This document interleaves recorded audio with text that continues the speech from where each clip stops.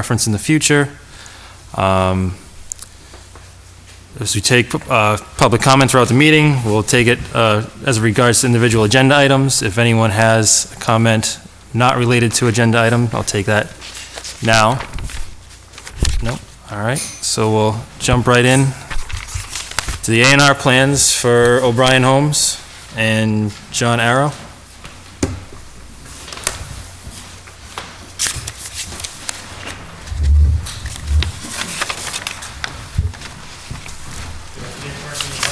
Yes. Good evening, everybody. Submitting the A&R plan for this piece of property on Howard Street here in Lunenburg. Everybody, I'm sure, is familiar with the Howard Street subdivision by O'Brien Homes. In the public hearing process, it came to light that there was a possible adverse possession situation. But there wasn't. It did get discussed that way, but it was, I believe, inappropriate to term it adverse possession. But that brought to light there was an encroachment by the neighbor onto land owned by the Arrows and ultimately going to be owned by O'Brien Homes.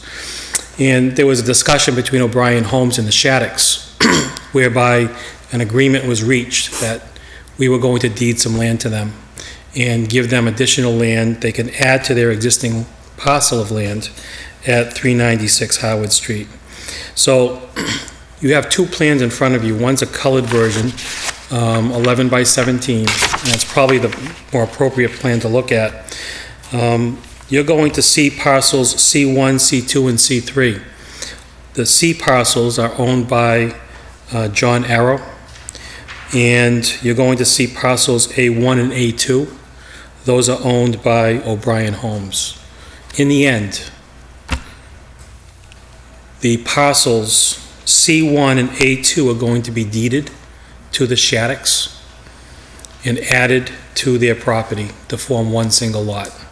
That's going to give them land all the way to the proposed road, if that ever goes through. And Mr. O'Brien is going to receive C3 and C2, which is going to be added to the existing parcel A1. All parcels on this plan are considered non-buildable lots. We're not saying they are. They're going to be conveyed to abutters. Therefore, it meets the A&R statute. Happy to answer any questions you have. Okay. Anything else to add, Adam? Nope. No. Have any of the boards reviewed? No, this was the first time we've had physical plans in hand. Okay. Any questions from the members of the board?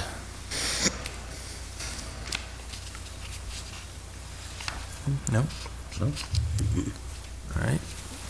Adam, you feel we should endorse it tonight or wait for the review of the other boards?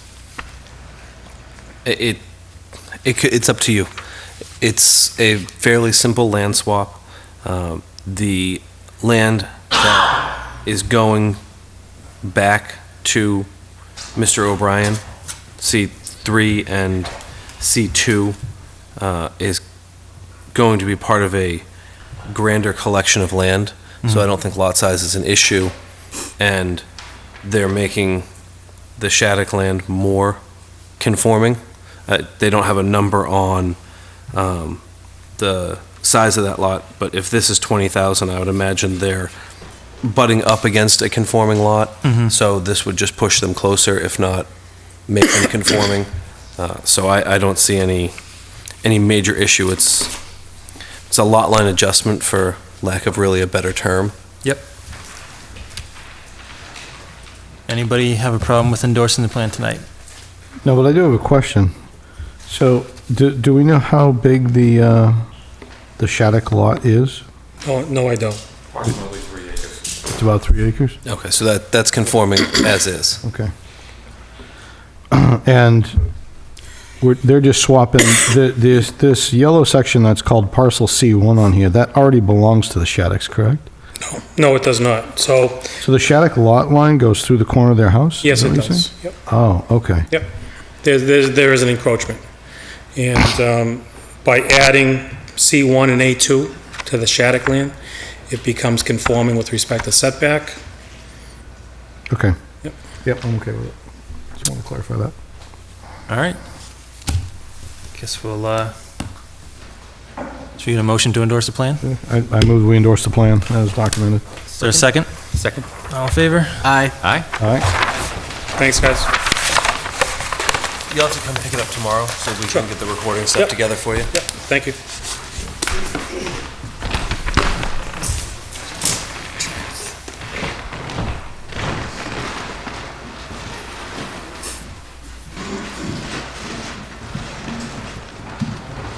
Do you want to pass back the colored ones, please? They're on their way. They're here. Amy's asleep at the wheel. Do I get to keep the pen? No. Okay, while they're doing that, our next order of business is going to be Sean Roberts, 1346 Lancaster Ave.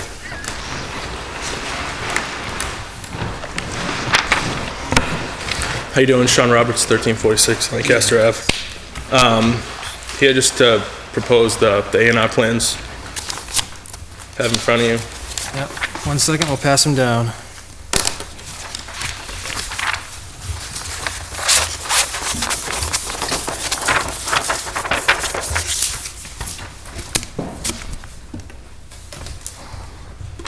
Okay,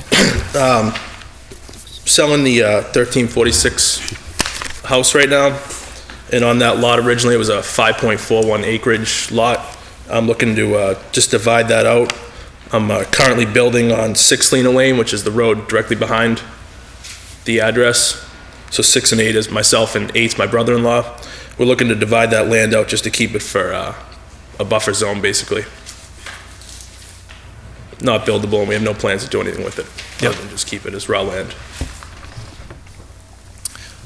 okay. Anything to add, Adam?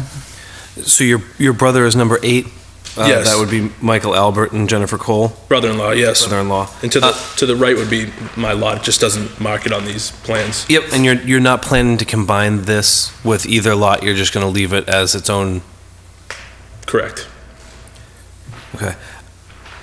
I'll caution you that this may be considered a buildable lot by the assessor's office. You may be taxed as a buildable lot. So that's something you may want to consider going forward. If it were attached to another lot, it becomes additional acreage and there's tax implications to that. Right. But other than that, I don't see a problem with this. I don't see any real way to make it a buildable lot with the drainage easement. And I think you probably exceed the 10% of wetlands on there. But again, we're not saying he can build on it. We're just saying he has frontage and can create the lot. All right, and this also has not been circulated to the other boards? That is correct. Any questions from the members of the board? You know, I'm sorry, which, it's this lot here, this parcel 1 is what we're trying to create? Correct. And we're creating parcel 1 from lot 5A? Correct. Because it's all one lot, so he's putting that dividing line down to the road, is that? That is correct. And does lot 5A still meet the minimum upland requirements after the division? Yeah, okay, it does look like it does. It certainly appears to. Yeah, it's 84,000, it says.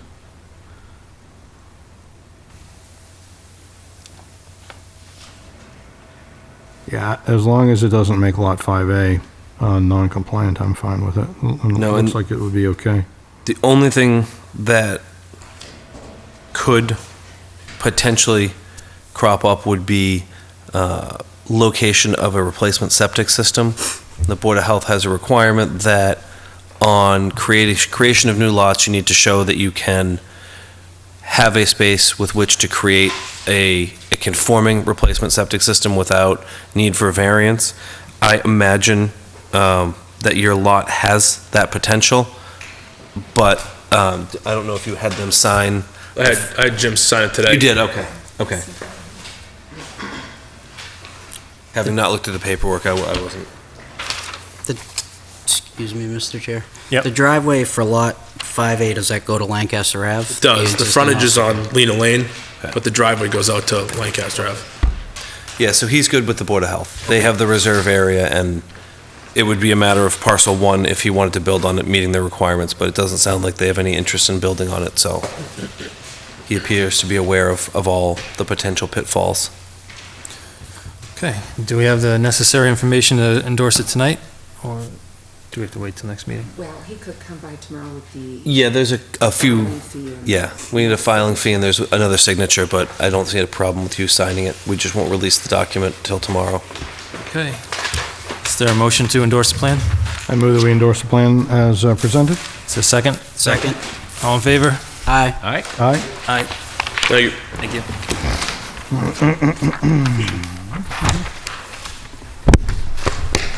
We should make these smaller next time. Yeah.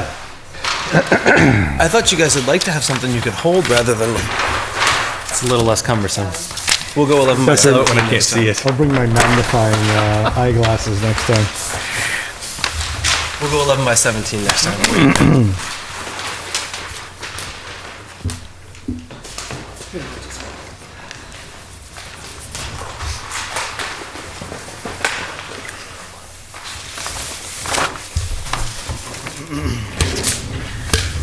I'll just bring Matthew for the signing. Sure. Okay, is there, signing that, our next order of business is going to be 238 Fire Road 16. I need to recuse myself from this section of the meeting.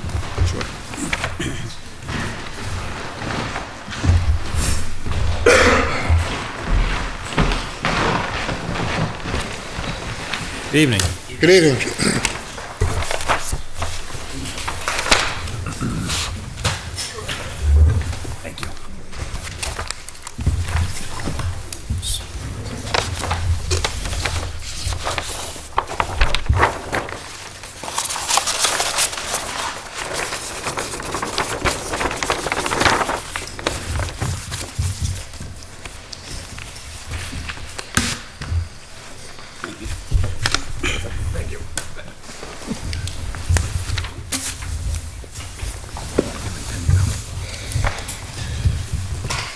I think we're all set now. Okay.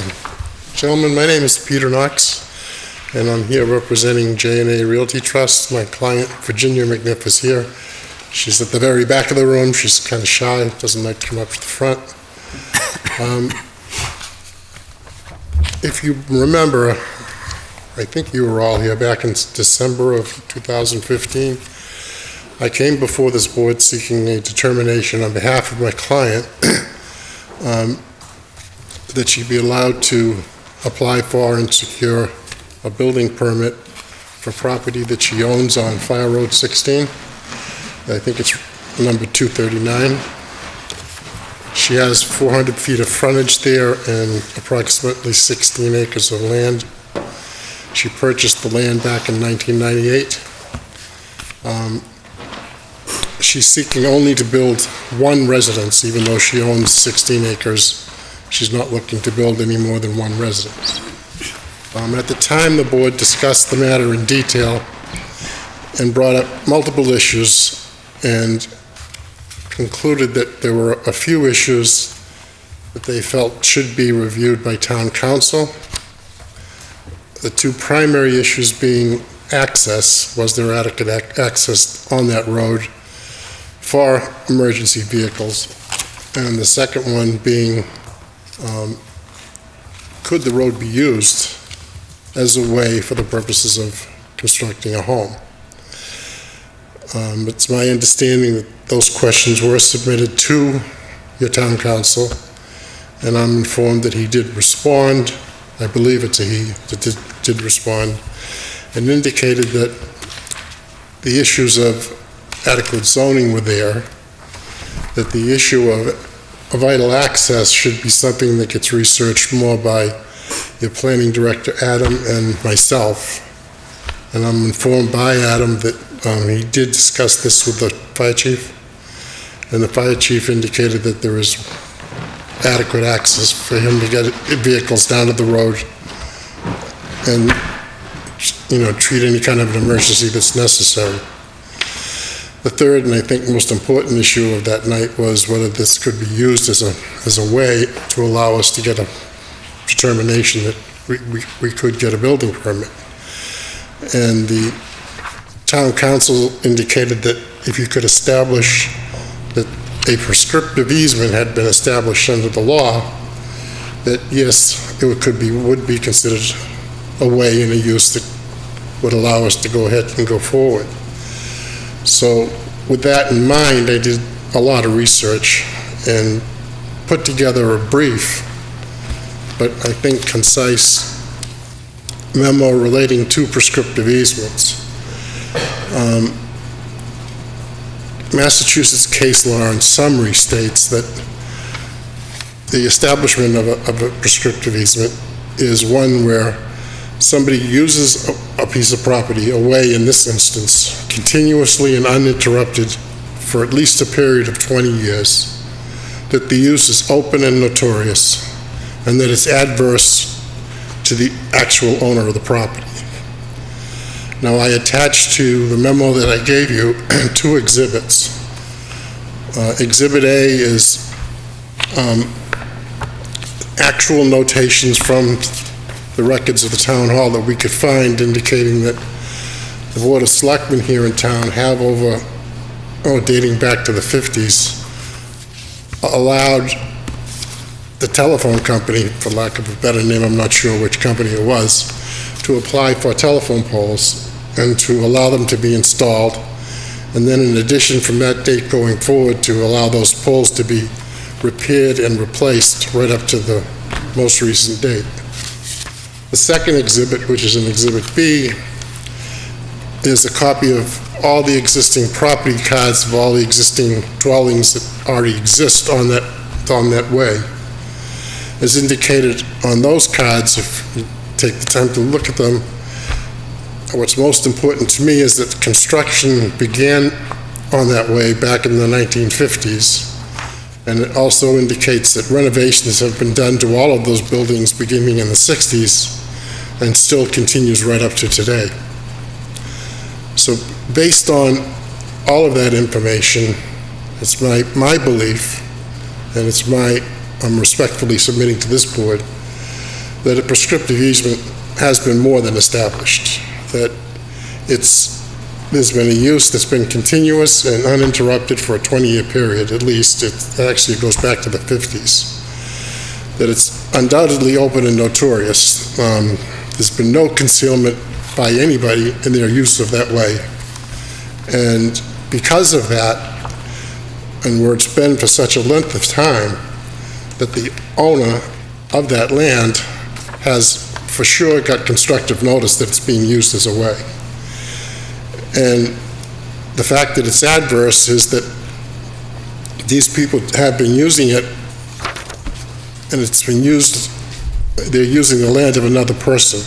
So it's adverse in nature, and yet that person has not in any way tried to interrupt it, objected to it, or made any type of situation known to the town of Lunenburg that he doesn't want this use to go on. And in fact, the other owner that could bring that up is my client. She owns the property right behind where this way goes right along. So I'm asking tonight that you in fact make that determination that my client be allowed to go to the building department and to seek a building permit for one residence. I do want to apologize to the board that it's been a little while since I was here. I mean, December's a while ago and now it's March, but I've had some serious family issues, and most of them related to illnesses, so I just haven't been able to get here. So I'm here tonight, and I want you all to know that I haven't been trying to avoid you, I just couldn't get here. Okay, is there anything you wanted to add, Adam? No, I do have an email from the fire chief, and if you'd like, I'll read it into the record, or I can summarize it for you. Sure. Essentially, well, I can get that to work. Yes, all of our apparatus can access Fire Road 16 and have on more than one occasion. We also have an automatic aid agreement with Shirley for response for structure fire calls there. So they don't have any issues. If any of you went and visited the site, you know that, I mean, you can't get there from here. And that kind of stands for anywhere probably in the state. It's just kind of tucked out there, but they can respond, they can get down there, and he said it's not uncommon for them to respond. Okay. Any questions from the board members? Yeah, my only question would be is that you're not planning to move the road any, No, leave not it at as all. it is. I know It's that gonna- there was some question whether it should have been closer to the homes that were along the lake There is, originally, but, yeah, no, we have no intention of moving the road at all. okay. Okay, and Adam, just refresh my, So this was the light lifting on this project. Probably not for you, Attorney Knox, No, it but if the board feels that they've made their case for prescriptive easement, Yep. then what would happen is, in order to have use of the land for a building permit, Attorney Knox would go back with his client, and they would talk to Mr. Sullivan, who has done a lot of the property research and land surveying, and they would get together an A&R plan for a single lot. They would file the A&R plan. The board would then endorse the A&R plan, certifying that they feel Fire Road 16 has vital access. And with the endorsement and recording of that plan, they could go forward to the building department and have a permit and construct the single home. Yep. And at that time, I know there was a lot of discussion last time, well, if we say there's vital access, it's 16 acres, what's to prevent this and that? You can say in your review, we find that it has vital access for a single home. And I don't think anybody envisions that Fire Road 16 would be adequate for a 4-story apartment complex on that lot. It's, it's quite a nice spot for a single house. And I think that that's a reasonable request. hey, would anyone like to make a motion as far as the, Sorry, Mr. Chair, I just had one more question probably Yep. for Adam. Is there any issue that part of the road falls on land that's in Shirley, or? No. Because that would be like saying you can't do an A&R on Lancaster Ave because part of that road falls, I guess Lancaster's all in town, but if another road that exits town, part of that road is going to be in another portion of town. Okay. And we have so many roads that you have to go to Shirley or Townsend or wherever to access, probably not Townsend, but where you're going out of town to get back into town. And that's unfortunately just the way things happen to be developed over time. Okay. And then I guess my only other question for the applicant is there been any input from the person who owns parcel 115351? The parcel, the 6-acre parcel before it hits the, Nothing. they haven't reached out? Okay. Nothing. That's all.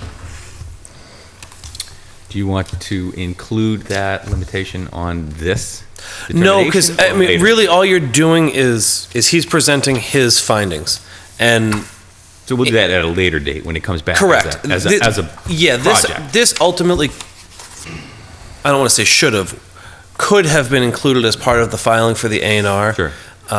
Due to the size of the parcel, the cost of surveying, the time of year that it was, this seemed like a more logical approach to, because if you buy this, then you're essentially saying, okay, we agree with this.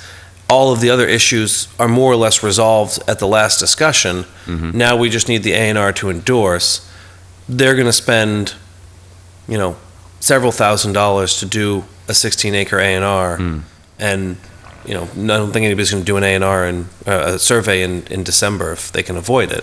So now they've done this, you've kind of bought into this, if that's what I'm hearing from you. They would do the A&R, they'd bring it in. You'd have another discussion about, remember, we saw this, we thought that we agreed with it. Yep. It has all these other things, let's go ahead and endorse it. I move that we make a determination that the property is a buildable, developable lot. Well, I think what you're that what we're doing is you would be either concurring or refuting that has Attorney vital access? Knox's stance that he has a prescriptive easement over Fire Road 16. Okay. And then the A&R would be when you would say, okay, we're going to buy that this lot is suitable for a single house. So Okay. we're just talking right now about the road and whether or not they have rights to pass and repass over time. whether or not they have vital access. Prescriptive easement. Okay. And then the vital access would come in as part of the A&R determination. Okay. Is that called a determination? Is that what we're going to do? Or how do you want me to Sure. work? You could make the motion that you agree with the determination of Attorney Knox that there is a prescriptive easement on Fire Road 16. That's what I would suggest the motion would be. So moved. Is there a second? Second. All in favor? Aye. Aye. Aye. Thank you very much. Thank you. Unless you want to take them home and do some light reading. I already read it. Okay. Our next order of business tonight is an informational meeting for Walmart at 301 Massachusetts Avenue.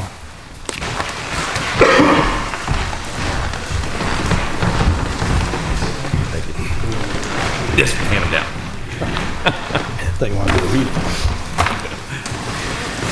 Good evening. My name's Alan Carpenter. I'm a registered professional engineer in Massachusetts, working for Walmart on this project. With me is Mark Mezzacott, the store manager.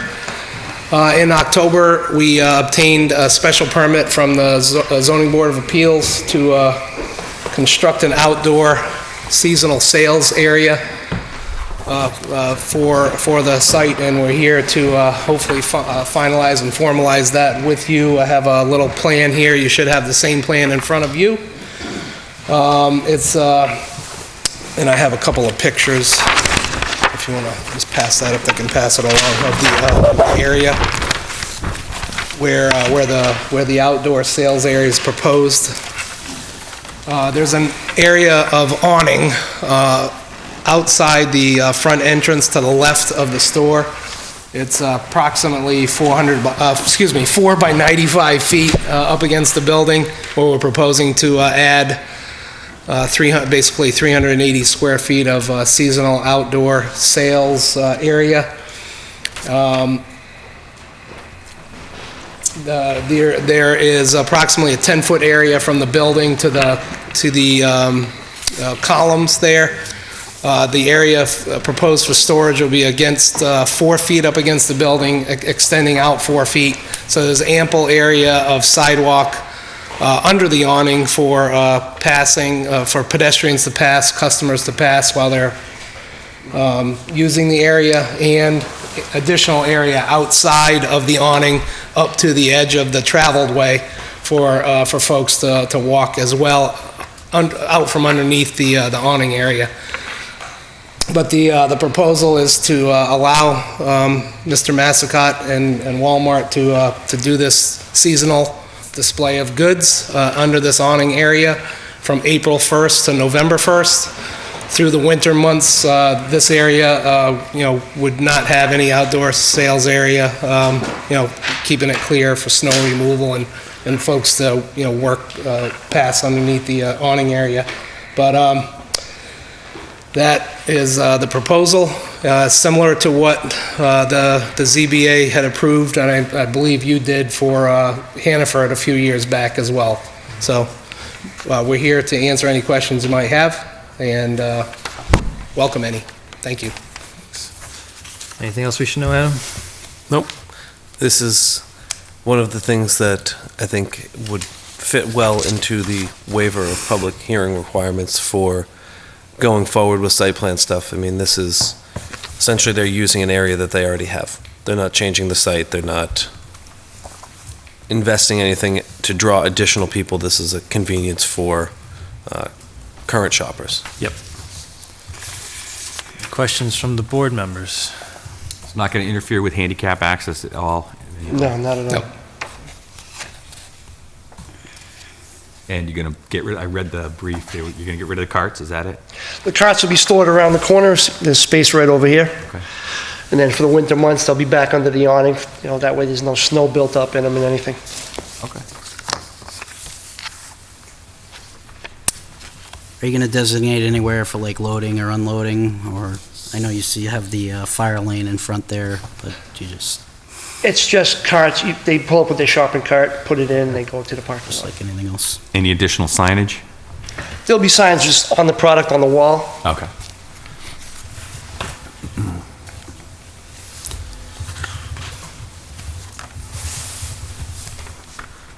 So you'll have 4 feet and then still underneath the awning. That's where people are going to kind of mill about. Yeah, there's 6 feet up until the columns. Okay. And another 4 feet after the columns. Okay. Where's the smoking area? It's over on the other side. Closer to the front door. So it's on the There's far another, side? on the far side, there's another awning. Okay, so it's on the, so Buskers, I think. there won't be smoking in this area? No. Okay. Okay. Looks perfectly fine to me. Okay. Any more questions, All or the carts don't wind up in the parking lot. Just a curiosity thing. The future expansion, 30,000 square feet, that's open space right now, right? That's that? Correct. Yeah, you can see it through the gate. Yes. Okay. would anyone like to make a motion?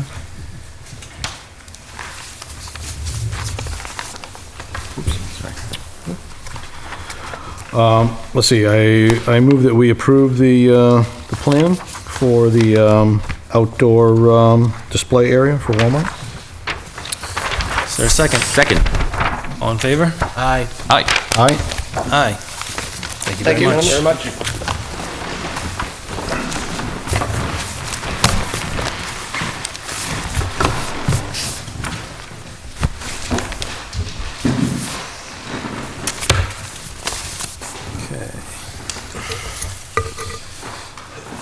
Next, we will move to our continuation of the Unitel hearing for 357 Electric Avenue.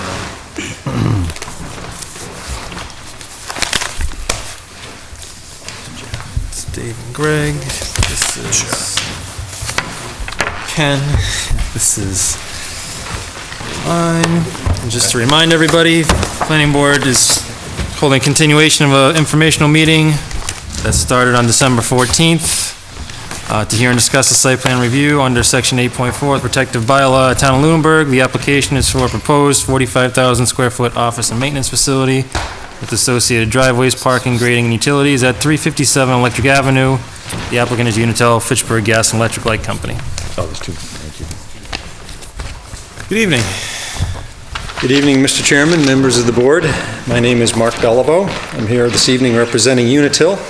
And with me this evening is Jackie Agel from Unitil, Mark Pirmarini and Jamie Rowe from Whitman Bingham Associates, Mike Dowhan from Veery Waterman Landscape Architects, and Ernie Nato is here from Nato Construction.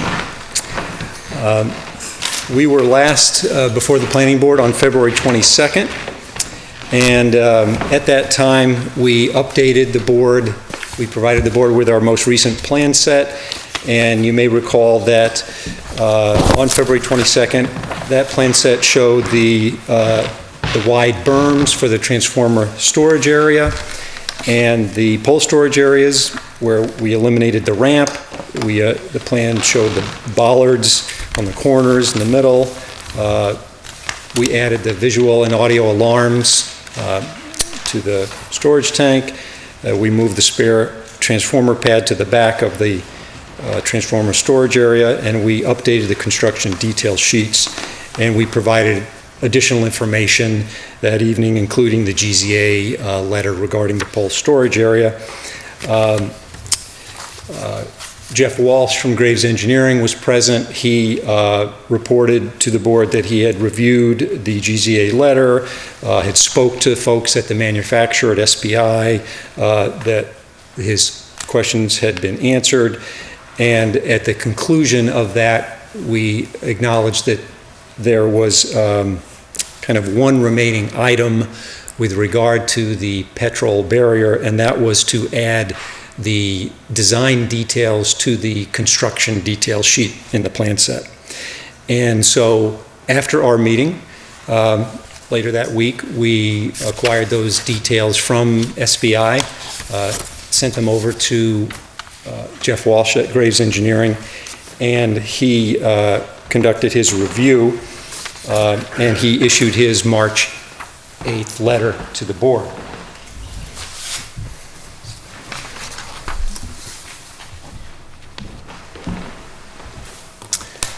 And so I am handing to you now the most recently revised plan set, and This has, the most recent revision on this plan set is March 8th, and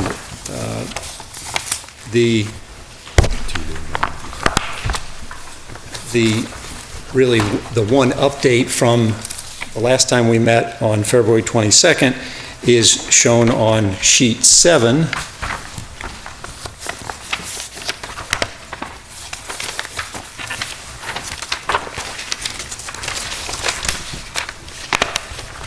So sheet 7 shows the precast catch basin with the petrol barrier. And if you had your February 22nd plan set right next to you, you could see the detail that's been added, but I'll point out the detail that's been added from the last set that you saw. So if you're looking at page 7 and looking at that kind of diagram of the catch basin with the petrol barrier, and looking at the notes on the right-hand side of the catch basin, really just below the inflow from the pole storage area, you'll see a reference to SPI filtration floss. That's one of the design criteria that's been added. Then just below that, you have the actual media, petrol barrier media that is shown there. And what SPI said is that will be made to order. So when we actually place the order with them, that will be made at that time. Then underneath that goes the micro mesh fabric, and then underneath that, the something called the flow-free mesh, and then underneath that, more specifications with regard to a certain dimensional fiberglass grate, support, and so forth. And then the additional language there that says, which shall be, and additional structure support which shall be coordinated with manufacturer, and then the other reference to coordinating the media design with the manufacturer. Jeff Walsh from Graves Engineering asked that those construction notes be added here. And if you've had a chance to look at his peer review letter, he has signed off on this design as being adequate based on his conversation with SPI and what's been presented here. Okay. Did everybody find that? It's on page 6 in our packets. Oh, Not 7. I'm sorry. It's all right.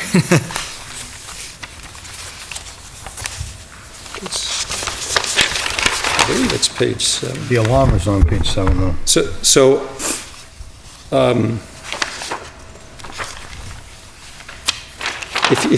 I'm going by the sheet numbers, which is in the Whitman Bingham kind of box. Yeah, it's our 6 of 9. Yeah, it's our 6 of 9. It is not our 7 of 9. The numbers might have changed. So, I apologize, because I obviously have a different plan set.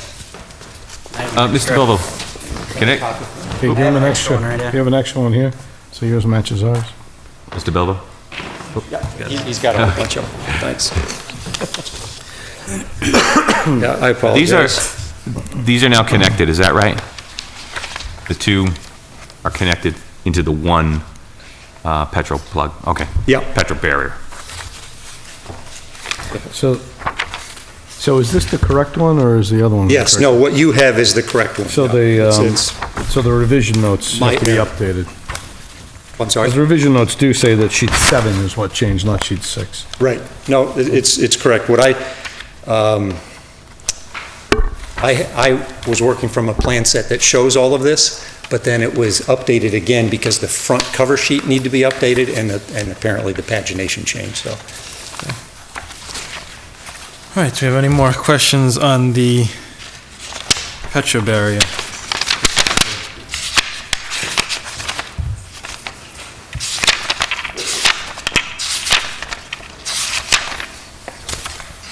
Nope. No Okay. questions for me? Do we have any questions about any other aspect of the plan? Not that we did also get a landscape plan new to our package. Yeah, and if I may, Mr. Chairman, now I realize the way the page numbers change, just so that's not a mystery, is, so since we met with you last, our landscape architect completed his work. He's going to, right, as soon as I'm done, he's going to present the full landscape plan to you, and we have a full set. And so the reason why the Whitman-Bingham plan page numbers changed is Whitman-Bingham took out their one-page landscape plan. You may recall they had a one-page plan in there. That has been superseded by the plans that are actually attached to your set, and they are retaining their very Waterman numbering. In other words, they have not been added into the Whitman-Bingham numbering. They're just attached to it as three separate pages, and that's why the Whitman-Bingham was reduced from 10 pages down to 9. Does that make sense? So we took out the Whitman-Bingham one page, so the Whitman-Bingham's plan set became 9 pages, and now we've got 3 pages of very Waterman, and they've retained their own numbering. Sure. The very Waterman numbering. So sorry for that confusion on my part. Well, before we get to landscaping, do we have any more engineering questions? I think we have some might have public comment on some engineering questions.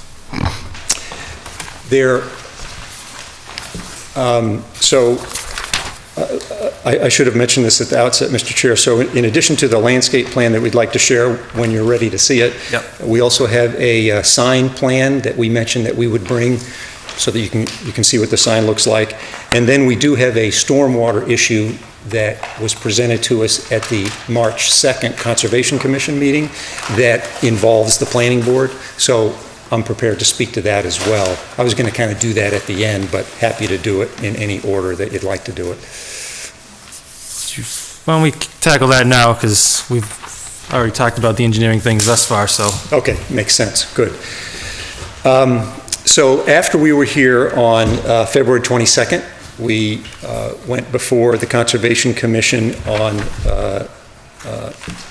March 2nd, and we caught them up with the changes that we had shared with you on the 22nd.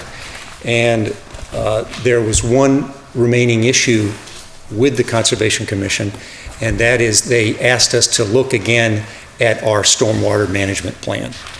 That some of the members of the Conservation Commission wanted us to further consider, are there enhancements that we can make to our stormwater management system to remove a higher percentage of total suspended solids. You may recall that we've presented to this board, and Graves Engineering has reviewed as much our stormwater management plan, which I won't go into again unless the board wants to hear about it again.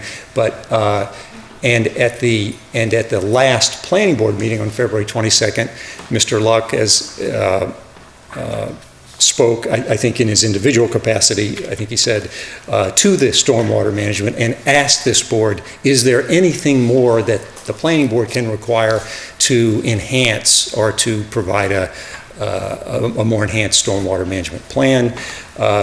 The board asked Mr. Walsh, who was present from Graves Engineering that night, to speak to the issue. He said that he had looked at it, that he concluded, as he had previously in his peer review letters, that it was adequate. In fact, I think this is a quote, "I did not see anything that could be added, that it met the DEP stormwater regulations and applicable town development plan regulations." And so the planning board did not seek anything further on that issue.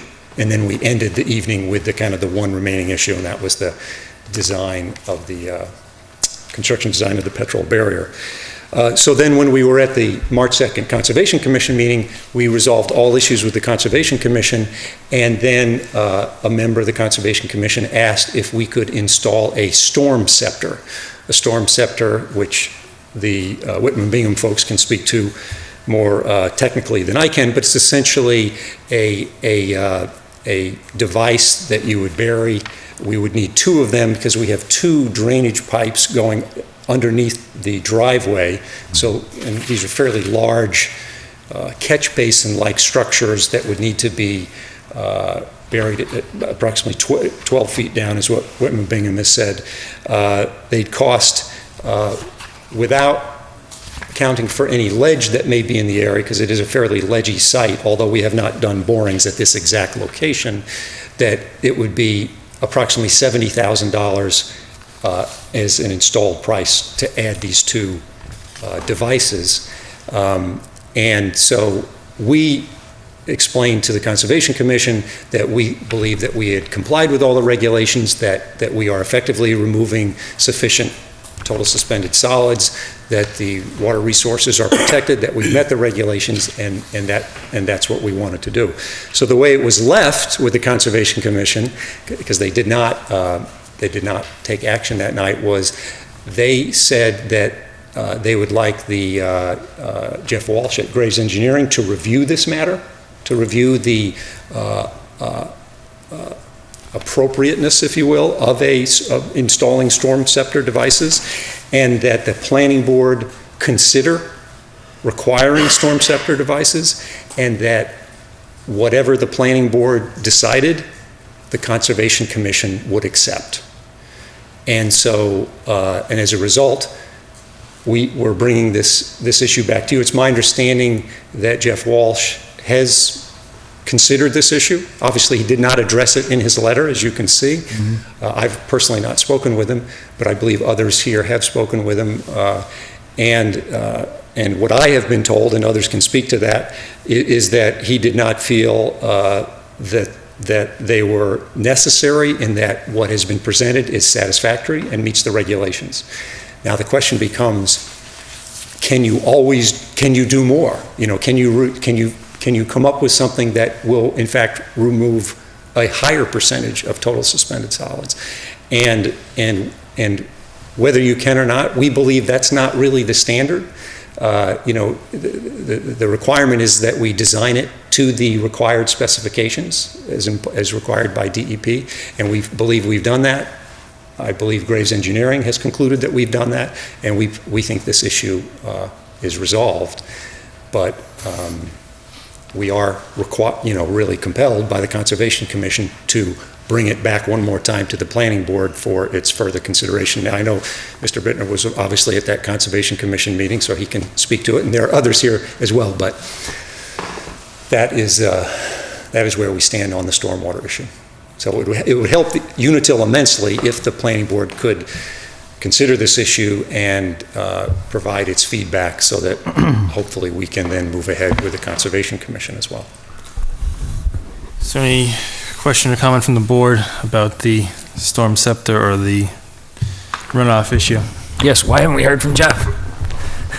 Well, Jeff works for this board, so this board would need to request that he look into it. I know that, excuse me, he has spoken with both Mr. Luck and Mr. Pemerini, and I spoke with Jeff several times about this.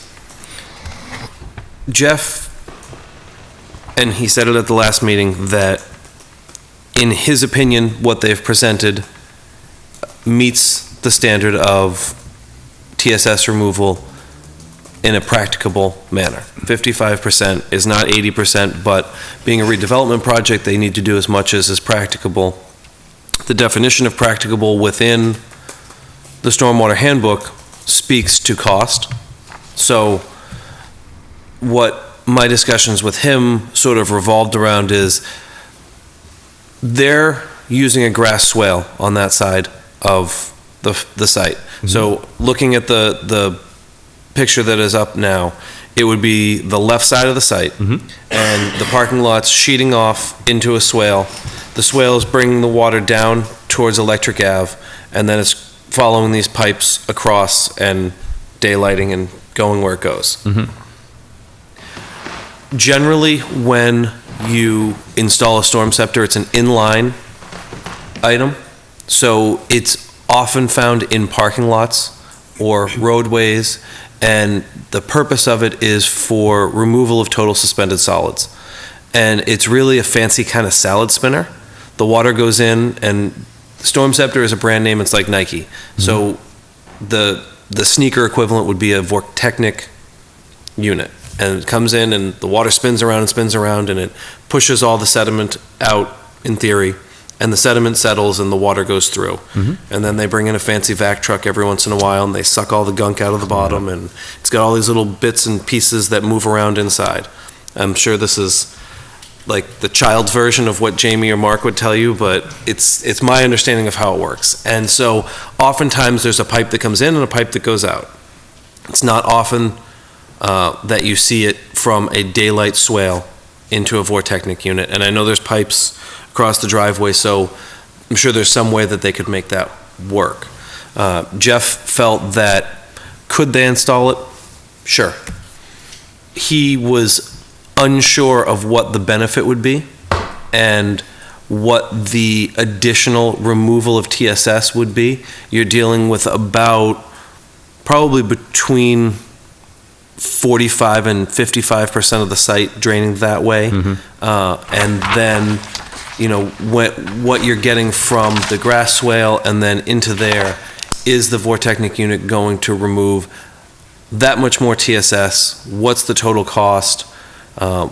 What exists underground? What might be impediments to installing it? He said, sure, I think that, I mean, more is more. Everybody's always going to say, yes, you can, better is better. But he was non-committal about whether it would produce benefits worth the additional design and cost. And he said that there's some, correct me if I'm wrong, is it HydroCAD that you would run? Or does, I don't know if, does Storm Scepter or one of the other ones have their own calculation system that you would use to determine what the unit would do? He said it would really be a matter of running that, comparing it to the cost, and he said he just doesn't know where that would land, and he didn't seem to think it was something that he needed to address in his letter because it's a redevelopment. They've met a practicable standard, and he was, again, could it be installed? Yes. Is it necessary? It wasn't something he was ready to make a full comment on, but he also didn't seem to think that the issue needed to be pushed from an engineering standpoint. That doesn't mean, you know, there isn't a benefit to it, that there isn't some TSS that could be removed, but are you going to go from 55% to 80% by the installation of them? Probably not. And, you know, is it incremental? Is it exponential? So we have absolutely no idea what the marginal benefits would be from... Correct. Okay. And to be... Because I'm sorry, much like the Petro barrier, they're not designed specifically, but there's a variety of different ones. They do a variety of different things, and you could put a really big one in, you could put a really small one in, and, you know, you kind of have to play around with it, and it's a more... There's a scale to it as opposed to plug and play of, you know, we've got a 5-foot manhole, it's going to fill up with this much water. So we would have to decide that it's worth having him take a hard look at the numbers.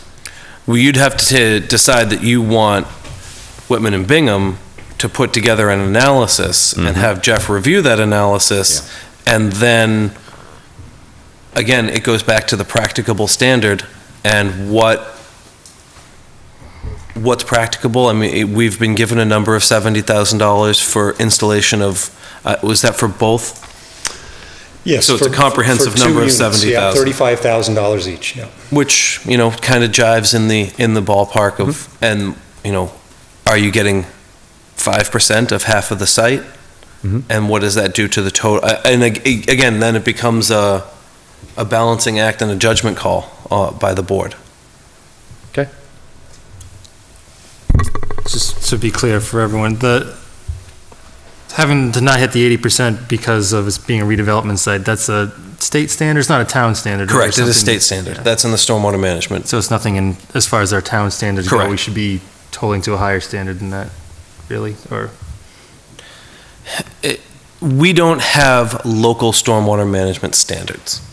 And most towns, and even on the planning board side, don't even necessarily refer to state stormwater management handbook, which is where that 80% comes from. it's the state standard. As far as the DEP permits through the Conservation Commission, notice of intent, that stuff, they're falling within that handbook. Often, planning boards don't reference it, so they're not really held to any standard. It's kind of freewheeling. We have done well over the past 18 months to sort of hold fast to the state handbook for most projects, and I don't think that it's been to a detriment of our applicants, and ultimately it becomes a benefit to the town. So I would have to look further. I'm pretty sure it is referenced somewhere in the regulations that exist. And it's, again, it's a standard engineering practice within the Commonwealth. So if you start getting more restrictive, then you need to be very specific about how you're being more restrictive, where you're being more restrictive, and if it's something that the board wants to do going forward, we can look at developing local regulations, but we don't currently have them. Okay. And if I may, Mr. Chairman, we believe that the current regulations, require what we've done, and your new proposed regulations, which you're going to have your first hearing on tonight, actually in section 8.4.4.1 speaks to this directly, this issue, and it's 2 sentences. I'll just read it. It says, all site plans shall be designed to comply with DEP stormwater management standards. Very clear. Second sentence, furthermore, the use of low-impact development, infiltration of stormwater, and reduction of impervious surface are strongly encouraged. And respectfully, I would suggest that's exactly what we're doing here. We're pulling back. As you know, this has been established as a redevelopment site. We've pulled back approximately an acre and a half, or approximately acre and a half, 1.6 acres of pavement will be pulled up. And so we're increasing infiltration. We believe we've met, we know, in fact, your consulting engineer has said we have met that redevelopment standard. And so don't get me wrong, Unitil understands that the Conservation Commission, they're looking out for water resources, always looking to push the edge. Now, 3 of the board members were very satisfied with what we proposed. 3 wanted this consideration of the storm scepter as yet another way to flush out the total suspended solids. And so we understand that tension, but the other tension, which has been made very clear to me by senior management at Unitil, is that this is an expensive project. It's a modest building, but turns out to be a very expensive building. And so what it is trying to do is to build a reasonable building. There's nothing fancy going on here. It's a very utilitarian building for that purpose.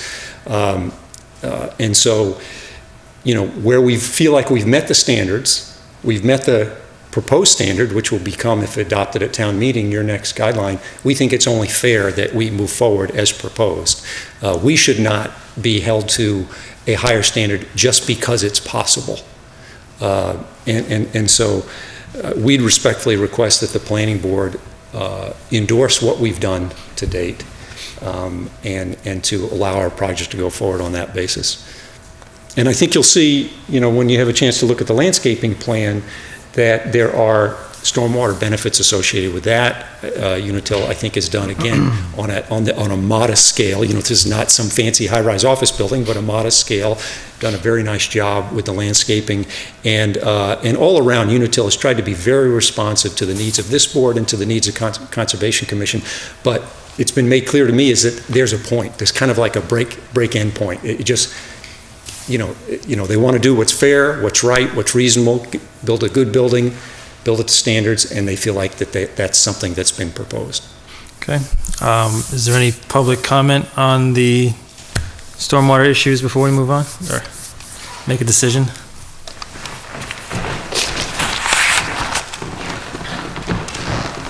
Yeah, Carl Luck, 50 Sunset Lane, and a member of the Conservation Commission, and I'm actually here tonight, not representing the commission as a whole, but I've been asked to come here on behalf of the Conservation Commission to participate in this meeting. I'd like to just clarify a couple things that maybe maybe misunderstood there. First of all, when I asked this question at your last meeting, the question I asked was a pretty specific question. It was, could a retention pond be put over here to help this out? It was a specific question. I did not ask what I was quoted tonight, is there anything else? And what was answered by the developer and the peer engineer was basically, no, that wouldn't work. And I took that and went away. Subsequently, unfortunately, before that, or I would have asked a different question, looking at other things before this board, learned about the storm scepter technology, and as you say, that's a brand name, and they're actually two. As a matter of fact, there was a Massachusetts Conservation Commission hearing. I'm going to try to get a little closer to this because I'm always people complaining they can't hear me. I'm kind of a soft talker. Their annual meeting was this meeting, and there happened to be two of the suppliers who make this equipment. So I obviously spent a lot of time with them. I was fully hoping, because the Conservation Commission had this, we were, ready to move forward until this question came up. The standard, there is no number standard to be met, but it is the maximum extent practicable. It's not the minimum extent practicable, it's the maximum extent practicable, so implies that you're trying. I've talked several times this week to DEP to make sure that I'm not in quicksand here and ask for something totally unreasonable. They said that although this technique is not standard to put a storm scepter on the end of a swale, that they hadn't seen or heard it done before, that there's no reason in their mind it couldn't be done, and it wasn't a fair question to ask. That the goal is 80% redevelopment or not, that is the goal. And that's what everyone and all of us should be striving to achieve within the maximum extent practicable.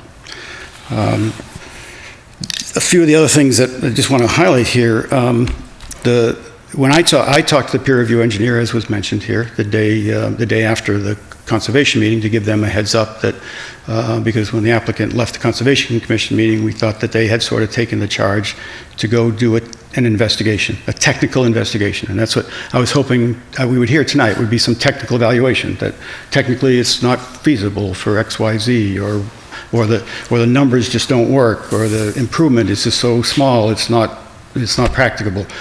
Unfortunately, there clearly has been no technical analysis of this idea at all, so we don't have any numbers. In my discussions with the suppliers of this equipment and the DEP, who were very impressed with this technology, they said it's good technology. It pretty reliably gives you 80% plus removal. The suppliers, I went through with them, I said, well, what does that mean? I've got a 55% in front of this already. So how difficult is it to, would I really gain anything? And they said, no, that you pretty much would gain whatever the percent would be, but it should be in the 75, 80% of the 45 that's left. So therefore, you should at very high level, and the numbers may come out different, but at a very high level, you should be able to count on almost an improvement, a 50% improvement of what's left, 80% reduction. So you should, on that half, and it really applies to half of it, because it does need to be in line, and only a half of it has a pipe. So there is a pipe, and I didn't understand two, so there's two pipes. From a design point of view, it's a normal application to put this in line, and that you should be able to achieve, that should be able to get 55, probably up to as much as 75% on that half, a 20% improvement. Or even if you take the whole site, that would be a 10% on the whole site, or a 20% improvement in reduction. I don't think that's insignificant enough to just not even be worth doing the analysis. When I talked to the peer review engineer the morning after, I asked him specifically if he had considered such a technology, and he said no, he had not. So as far as I know, and I was hoping also the peer review engineer would be here, so we could indeed put this to bed. And something could come out of this that the Conservation Commission could get their teeth behind and say, yeah, okay, it's been run to ground, and, not a stupid idea, but not a good one. I would also like to clarify on behalf of the Conservation Commission, there was no commitment that the Conservation Commission is going to approve this based on the Planning Board's decision. This is within our jurisdiction as well. Most of the stormwater is outside of ours, and that's why we 100% defer to yourself. But where this would go, where this outfall is in the wetlands. So we may well indeed take the same path, but I don't see that there's going to be enough information come out of tonight for us to make a decision. I don't, quite frankly, see how there's enough information for this board to make decision on this point. I was hoping there would be. I was hoping it would be clean. The other thing that I've heard tonight, and again, I'd love to see some of this on paper. It's all words. Words are pretty easy. Is this $70,000 number? I don't know the calculations. I don't know the size of them, but the two that the suppliers, they both make 2 units that we're talking about. One of them costs $6,000. The big one costs $10,000. I don't know how you get to 35. Let's take on one system. I don't know how you get to 35,000. I also talked to him because at the last meeting, or at the Conservation Commission meeting, the technical issue, possible big issue that would drive costs would be ledge. We asked, there was no, at that meeting, they did not know in that area how much ledge there was. It was commented at the meeting here last time that, or it was a conservation, I'm getting very confused, that you need 12 feet, and that was commented tonight, you need 12 feet. The 2 manufacturers I talked to said you need about 6 feet. Maybe you need 8, I don't know, but I don't know where 12 comes from. These units are only 6 feet deep, and they can, in an area like this, which is no access, nobody driving, nobody walking, it's over on the side of a driveway. They said of the 6 to 8 feet that they need, they can be proud. They can stand up as long as the pipe is at the right level, which is fairly high here. You can have the top of the unit, proud. So I don't know how you get to 12 feet. Quite frankly. So I'm just hearing a lot of things, but I'm seeing no analysis, I'm seeing no data, I'm seeing no attempt at trying to see if it's worth the investigation. All I'm seeing is, we've done our job, and just let us go and build it. And I support the project. I think they've worked well with everyone. I just don't understand why this last request, and why, if there's a chance to improve the TSS removal site-wide by 20%, I don't understand why it isn't worth taking a look at. Thank you. Thanks. So, any other public comment on this topic?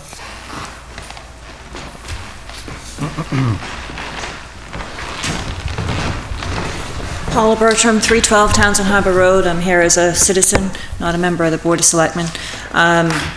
I appreciate the improvements that Unitil's done on the site. I think they've made a lot of improvements, but I do hope this board will look strongly at the stormwater issue. I understand that there are not any more stringent regulations for the town as of yet. However, there is a stormwater task force that is charged with looking at stormwater community-wide, because as a community with 3 lakes and numerous rivers in it, we are strongly impacted by stormwater. Stormwater is one of the biggest causes of pollutant contamination in our wetlands, and looking at any way that we can reduce sediment and oils or any other contaminants that get into the water is critical. As a community that's based largely on wetlands, we need to look at that. And as the previous speaker just spoke about, at least to evaluate it. If you can remove an additional 20%, that is worth doing. This is a site that I understand that it's being looked at as a redevelopment, but having looked at the site and I understand that way back in the 50s when it was a drive-in, that it was fully paved. And I understand that the reviewing engineer is saying we have to consider the way it was. It's not that way now. So looking at ways, now this is going to be completely paved. Yes, there are filter swales. Yes, they're looking at making improvements. But I don't think there's any harm in looking at how can we make it even better. And if storm scepters are too expensive, there are other technologies. There are storm filters. There's a whole analysis that the EPA put together that outlines all of the technologies, all of the estimated costs, and the contaminants they remove. A storm scepter will remove up to 93% of the contaminants. So looking at improving sites, and this isn't something just specifically for this site, this is something that I hope as a community that we do for all of these large developments, especially when you're looking at this many acres of pavement. We have to start thinking, when the new permit comes out for the MS4s, we're going to be behind the 8 ball.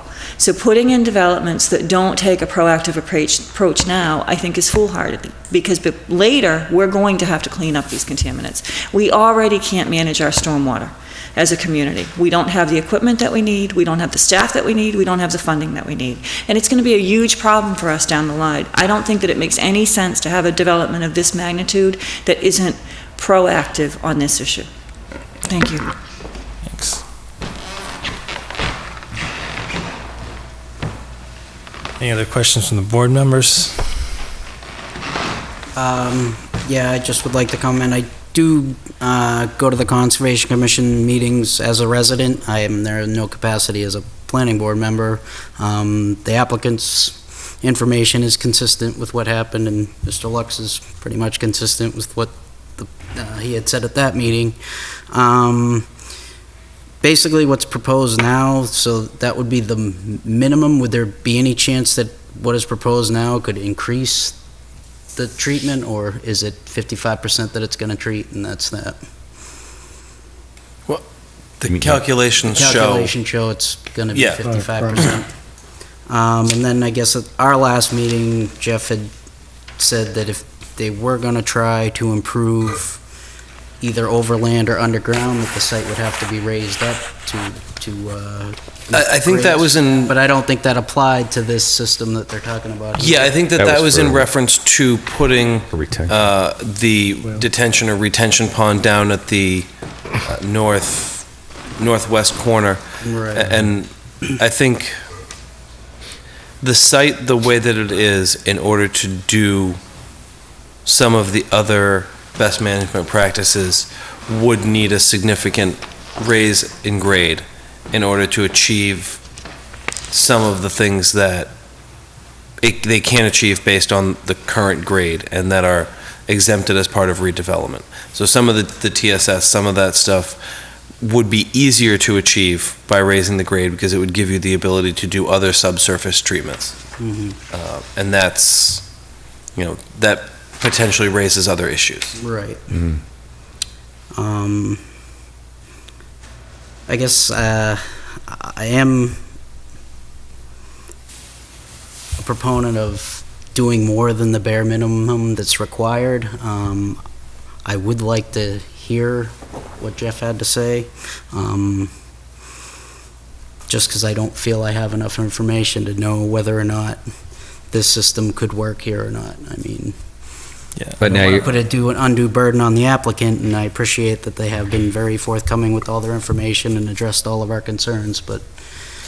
Personally, I just feel it's unfortunate that this topic came up later in our discussion, because I feel like we agreed early on in the process that we were going to hold them to the redevelopment standards, and we're pretty keen on the way things have been going, and so late in the game to tell them to go back and re-engineer and spend all the time and money on that, I have a hard time telling them to do that personally, but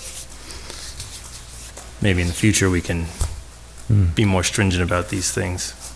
Well, it's just to go right down the middle there. I agree with both sides. I think that there were issues with stormwater management at the site. We raised a lot of issues. You guys were very responsive, and I think did a fantastic job of coming back and addressing our issues and actually implementing some solutions that were even beyond what most of the members of this board were expecting. So I think you did a commendable job there.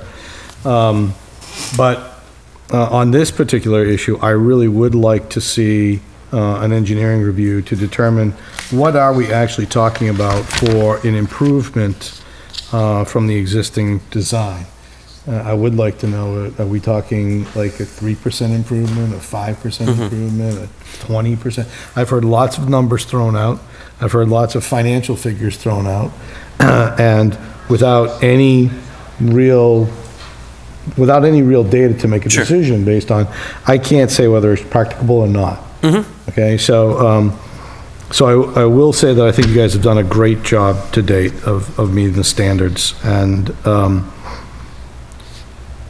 hopefully, we can continue to work with you on this, but I would like to get an engineering input on what exactly would this actually do to the numbers.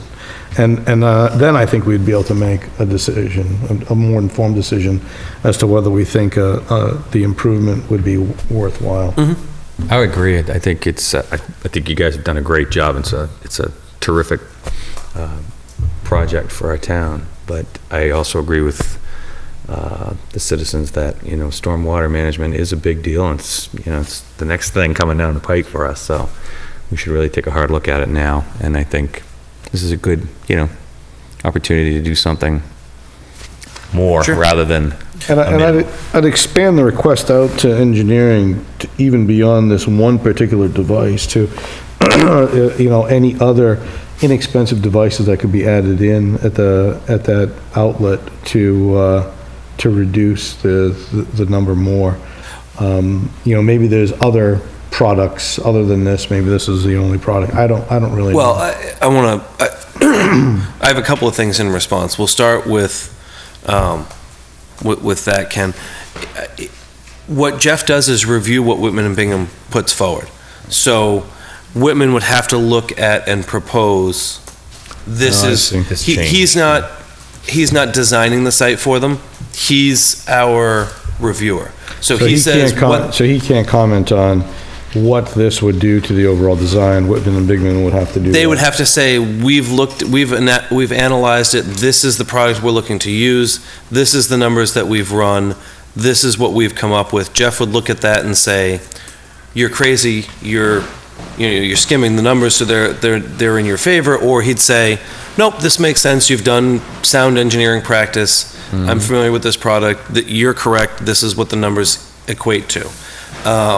He may be able to make a suggestion or recommendation of, I know of this product or that product. It's not something he will do unsolicited, and it may be better to have Whitman say, we're aware of these products, they might do these things, here's what our analysis would say they would do. So that's how the peer review engineer works from my perspective, and I know that that's how Jeff works. He won't make suggestions on how to go beyond. He'll review the information that's given and say it works or it doesn't. And if there's something that doesn't work, he may say, here are some avenues you may explore to change that. And Greg, I think you're right. It's always better to not do the bare minimum, but I think with practicable, it's hard to say what the bare minimum is, and I'm not saying that they've gone above and beyond. They've done a very good job of answering our questions. I won't say, just because I am not in their camp when they're doing this, that they've gone and said, they've stayed up all night and figured out every little thing they could do. I also don't think they've phoned it in and said, and I'm not saying that you said that. I want it to be clear that practicable is such a variable thing that bare minimum could be almost anything. And I understand your point, and I don't think you're saying they did the bare minimum, but yeah, I'm speaking more in terms of the system treats the bare minimum water, not that they're doing the bare minimum. Yes, I know, and if I could, they've done a lot as far as if I could just say, Mr. Chair, is that so the standard, people are twisting the words a little bit. It's maximum extent practicable, not maximum extent possible. I can assure you, if this board asks Unitil to research every possible way to eliminate solids, we're gone. I have the authority to say that Unitil will pull out, we'll go somewhere else. That is not in the regulations. I don't think you treat other applicants that way. And that would be totally unfair to say, go figure out the maximum extent possible. And that's what some of the discussion is. That's what some of the discussion is from elsewhere. And that's not a standard that would be fair to hold us to, and we will not we will not be responsive to that. Just respectfully, that we're not going to go figure out what's the maximum extent possible that could be done here. You don't apply that to any other applicant, and it wouldn't be fair to do it here. If you want to adopt that regulation in the future, I suppose you have the right to do that. So what I'd like to point out is that the testimony you've heard tonight from Mr. Luck is that he said that apparently this is not a standard, that it's not standard to put a storm scepter at the end of a swale. It's not standard, but he wants it done here. Secondly, the town's professional engineer and the applicant's professional engineer, well, starting with the applicant's professional engineer, designed a system that he represented using his professional seal, that it met DEP standards and met this low impact design, which is encouraged to do with a redevelopment. And in fact, in the board's wisdom, thinks that's such a good idea, you've incorporated it into your new regulations that you're going to have your public hearing on tonight. Meet DEP standards, make use of low impact development, and reduce impervious surface, strongly encourage. That's what we've done.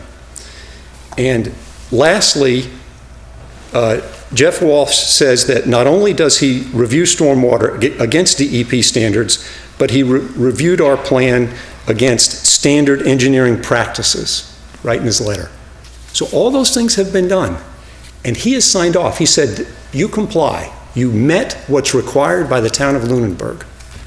And then at the 11th hour, somebody does some more research and said, gee, is there another technology that we could possibly remove more solids? And the answer to that may be yes. Yes, there's another technology.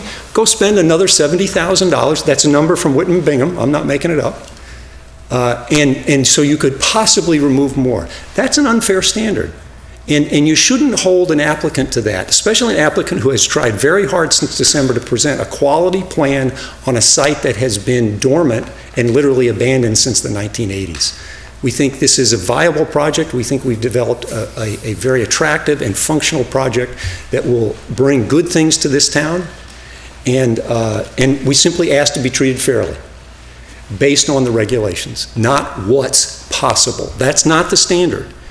As it's already been presented, maximum extent practicable has a cost component to it. It's not, if it wanted to be possible and you just had to, find the best possible solution to any problem, that would be different. That's not the standard here. Before I solicit some direction from the board, I want to say myself, I have to agree with the applicant. I mean, I'm not against the environment. I know these are all very important things. The runoff is a sensitive issue. We have the Stormwater Task Force is going to be going over these things and guidelines. I really think they've done it to the extent practicable, and just for me, I deal with building and planning boards on a daily basis. What we're asking them to do, engineering is not free either.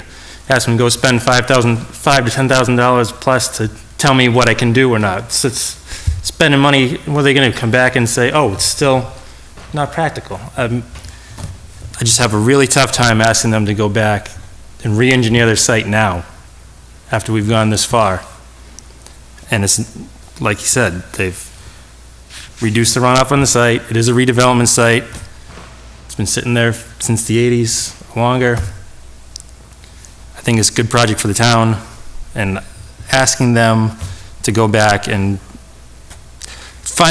look for practices that aren't really standard, to go and do research projects, go and do a research project to come back and tell me what you can do. It's just, I don't think it's what we should be doing at this point.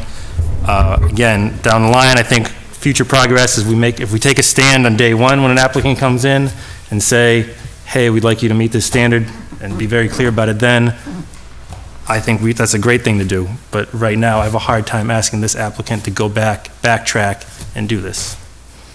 I don't know how you guys feel. I guess my question to the applicant is, do you think it's not practicable due to the cost? Yes, the cost is a huge factor. And in addition to that, is that we've met the standard. Now, if our professional consultants And the town's professional consultants will say, well, you're not meeting the maximum extent practicable. You're proposing a technology that's no longer used. You're failing to do something that's standard. That, let's say it was standard to have a swale, check dams, a swale, and then it was standard to have a storm scepter at the end of it. And if we weren't doing that, we'd say, well, you're not doing something that's standard. Well, the testimony tonight is the opposite, is that what's being suggested from that side is saying it's not standard. So all of those factors, there's a certain point in time at which you got to say, you got to wave the white flag. And Unitil wants to be here. It's excited about being in Lunenburg. It's excited about this location and this facility. But, it's enough said. Yeah, we think what we've proposed is the maximum extent practicable. Is it the maximum extent possible? Probably not. But it's the maximum extent practicable, and that's the standard. We've met it, and that's what we'd like to go forward on.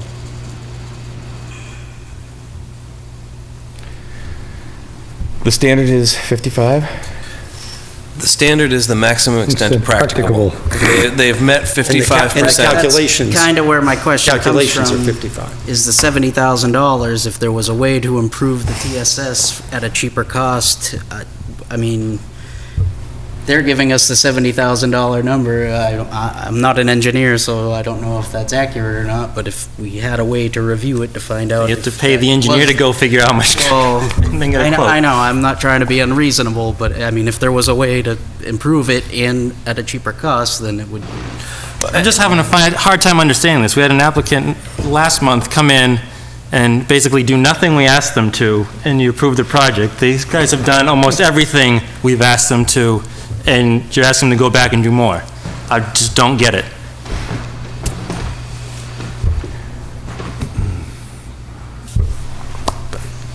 If someone would like to make a motion on approval or direction for them to go with the stormwater, I'd be interested in hearing it.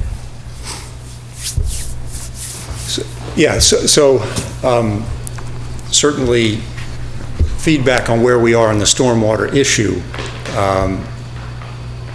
If we were so fortunate to get to the point tonight of actually having the board vote on our application, I don't know if we're at that point or not, obviously, but if we do get to that point tonight,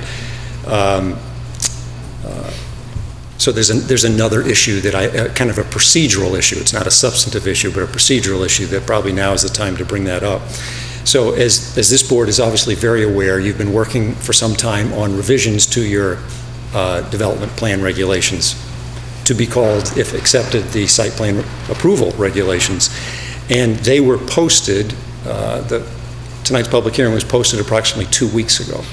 And under Massachusetts law, once a proposed zoning bylaw is posted for hearing, it becomes applicable to any future building permit. So that if we were ultimately, at some point, to get approval of our project and then file the building permit application with the building inspector, he would have to look to see whether we have satisfied the proposed regulations. In other words, with site plan review, there's no freezing of the regulations. It's kind of the word that's used. In subdivision regulations, there is a freezing. So if this was a subdivision, as soon as we permit our application, we wouldn't be subject to future changes. But site review, we are subject to it. So at the point in time, which I do hope we get to, where this board would be inclined to entertain a motion for our overall project, what we think it would be helpful and important, certainly for the building inspector, is to also not only have a finding that our plans meet the current regulations, but those that have been posted and that are proposed.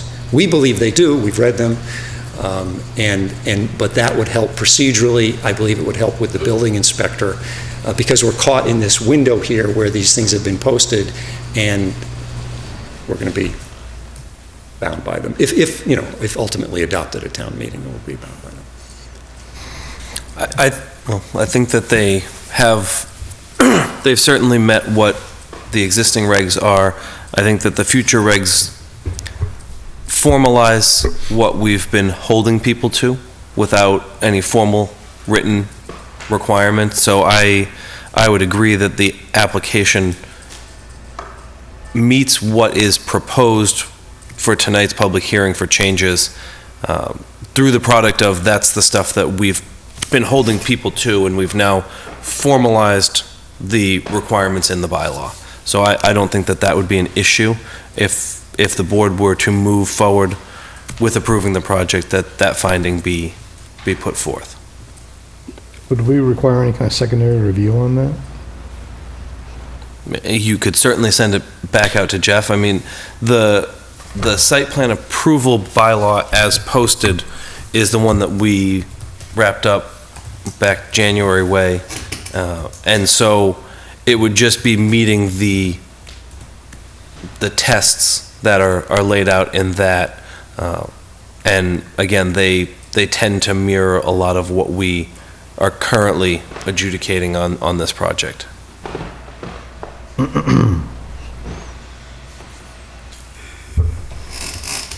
Okay, shouldn't be an issue though. So, is anyone going to make a motion that we should direct the applicant to go back and re-engineer the stormwater? Or are we okay to move on to? I would move that we do not have them re-engineer the stormwater plan. I thought this was something that we could get input from our own engineering firm, just to give us some kind of indication as to what level of improvement it would. It sounds like they've done a little bit of research, at least from a financial perspective with their own engineering firm, and initially determined that it wasn't practicable based upon their engineering finding.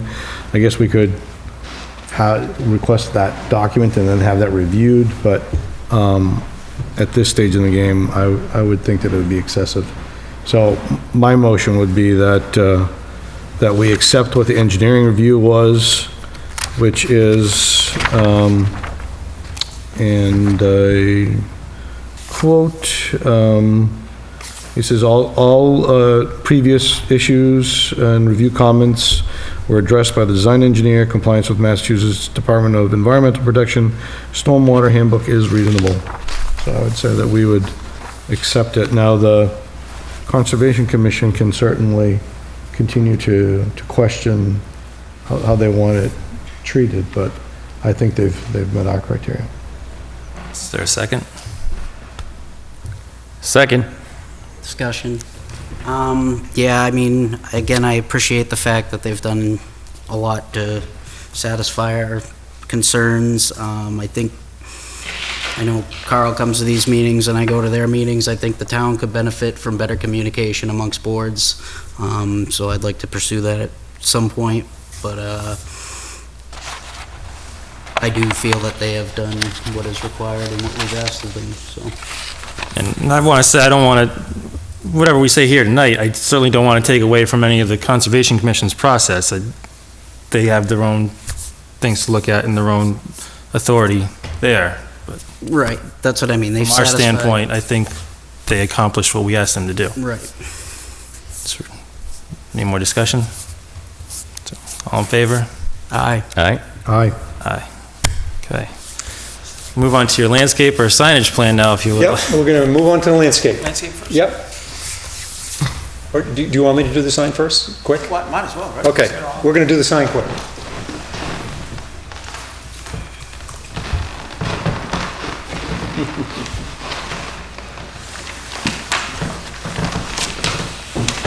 What I do? Yeah, one quick comment before you dive into it. Just while it's setting up, I want to just make a comment. I want to thank you for hearing me out tonight, and I think you gave it consideration, which is all we asked for, and I appreciate it. I think you're doing a good job. Thank you for being here. Thanks, Carl.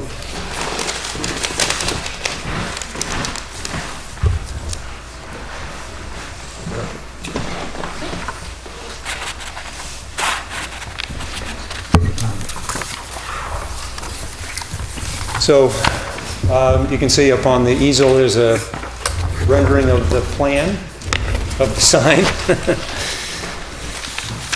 And what we're passing out to you is just a kind of a brief cover sheet that describes the sign. And in this package is a close-up kind of rendering of the sign, a copy of what's on the easel, and then some photographs of the sign at our Portland, Maine facility, which you can see is substantially similar to what we're proposing in Lunenburg.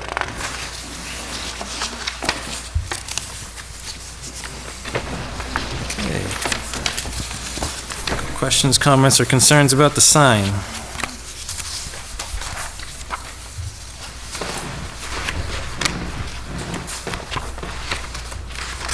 It looks good. Anything to add, Adam? Nope. It's a sign. Sign. Interesting vehicles in the background in Maine. It's Maine.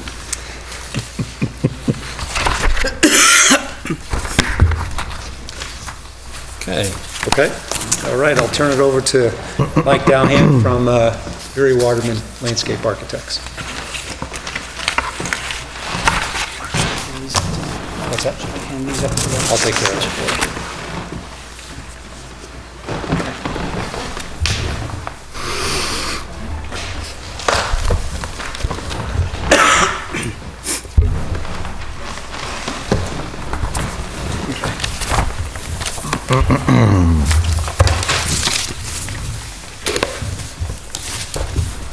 Thank you, sir. Good evening. Good evening, how are you? My name's Mike Dowhan. I'm a associate principal with Barry Waterman Associates Landscape Architects in Providence. I'll try to be brief here. I'll keep it. I have 3 or 4 quick bullet items that I'd like to walk you through, and then I find it easier if I just answer questions after that. So first and foremost, the landscape design is developed to meet the requirements of the Lunenburg landscape policy, in terms of plantings inhibiting erosion, appropriate shrub species, appropriate tree species, etc. It's obviously pretty loosely based, so we've either met or exceeded all of the policy requirements. Further, it meets the policy goals of the stormwater management, operation, and maintenance plan that was developed for the site. Specifically, the integration of all the green initiatives and lid requirements that we spent a lot of time discussing tonight. For instance, along this area of the building, along the southern side of the building where the roof slopes down, as you know, there are no gutters on the building, so we've developed a splash rock pad along the base of the building, 3 to 5 feet out from the base of the building to attenuate roof runoff. And then as the site gently slopes away from the building, that's where we incorporated a series of native plantings, grasses, shrubby ornamentals, things like that, stuff that'll absorb that not the stormwater, but the roof runoff from the building before it gets out into the paved areas towards the swale. So we're reducing the amount of runoff going into the swales that way as well. Again, all the plantings are native. If you turn to the last page of that package, you can see some color images of the types of plantings we're talking about in terms of canopy trees. We were thinking about native elms, combination elms for the parking lot area. Thanks, Mark. Actually, it would be way under there. Oh, cut on. That's fine. Just gonna hook it up.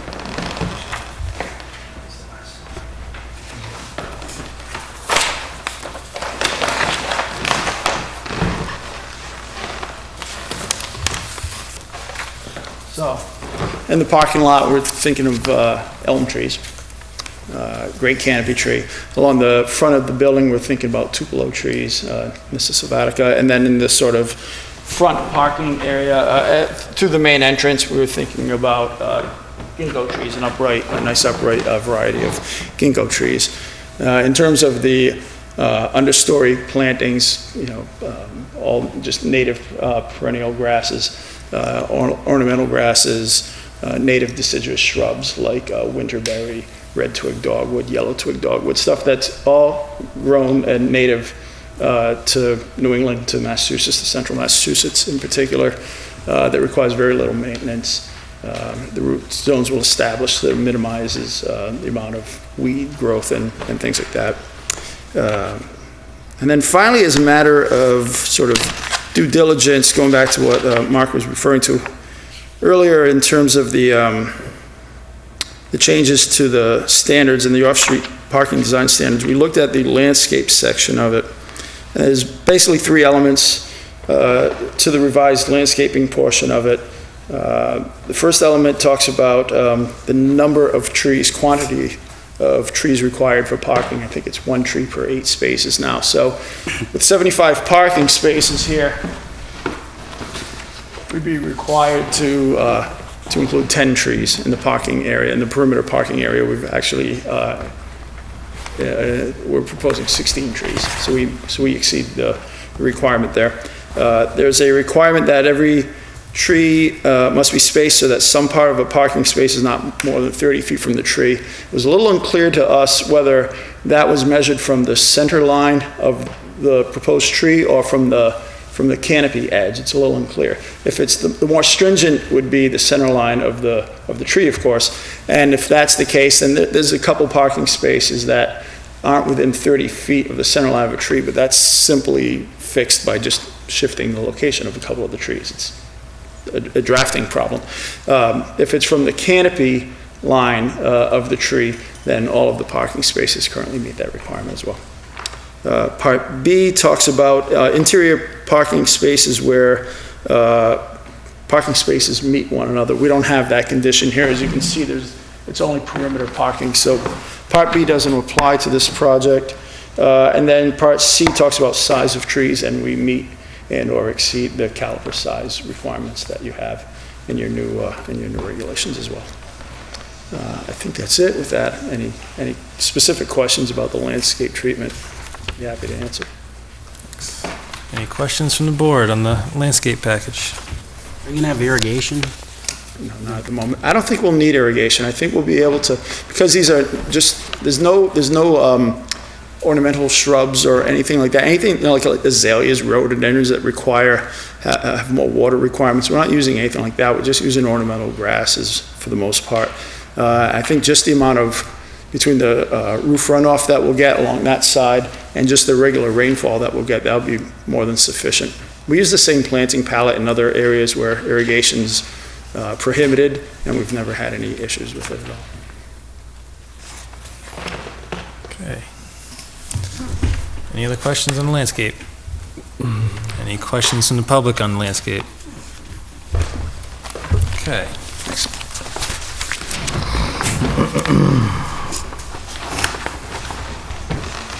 So where are we at now, Adam? We're in the position tonight to make a decision on the project as a whole? I guess that would be up to the board. You have a clean letter from the peer review engineer. The outstanding issue from the previous meeting of the petro barrier design and review has been addressed. I know the landscape plan probably came up 2 meetings ago, and it kind of was pushed aside last meeting for other front of the mind issues. They've submitted it tonight. It certainly appears to comply. It's a little bit of an improvement on the landscaping that's on the site today, so I think that they've provided you with a significant amount of information, and you can certainly look at it and see that it's not something somebody just kind of slapped together. It's a designed plan. I don't see any outstanding issues from the board, especially seeing the previous motion and vote to accept the stormwater plan as it's been proposed. So I'm not aware of any outstanding issues unless the members of the board have something that I seem to have missed in my meeting notes review and whatnot in preparation for today. So with that being said, would anyone like to make a motion on the proposed site development plan for Unitil? I'd like to move that we approve the site development plan for Unitil. Is there a second? Second. Can, discussions, please? Yes, discussion. We should certainly outlay some conditions that may be a modification to the original motion. Conditions generally that we've been attaching to plans are construction hours, that the plan be built to the approved set of plans, that they abide by all local, state, and federal regulations, that they abide all approvals and conditions of other town boards and committees, and I don't think there's... Do we want to add the one about the stormwater, that they adhere to the new, any future standards? Well, that would be more of a finding. Okay. In the approval that the plan as submitted is compliant with the existing 8.4 and the forthcoming, as I was to understand the request. Sure. And again, I think that it does. Okay. Especially in that the proposed 8.4 is reflective of what we've been trying to hold applicants to, but is actually expressing it verbally. I guess not verbally in prose, but... So, everything you just said is, kind of stands alone except for construction hours. We need to decide on those. Yeah, and, you know, there are not residents within a quarter mile, I think was what was put forward. It was about 1,400 feet to the closest house. Yeah. Yeah, so, you know, I think that in a commercial area, away from residents, I don't think 7 to 5 is an unreasonable construction hour. But if the board has concerns about traffic or otherwise, they can certainly propose other hours. I think 7 to 5 is good, if it's all right with everyone. Yep. Including Sunday? Generally, it's no Sundays, no holidays. Okay. And generally, Saturday would be an 8 to 12. But where it's a commercial area, if you want to give them 7 to 5, 6 days, I don't know that that is problematic. But again, that's up to the board to... I'd say let's do 7 to 5, 6 days, no Sundays or holidays. So amended.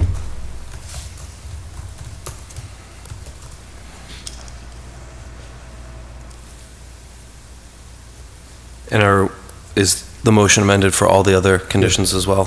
Just the standard? Okay. Mm-hmm. Is the second amended? Second. Any more discussion? Nope. Thank you. Okay. All in favor? Aye. Aye. Aye. Aye. Thank you very much. Thank you. Okay.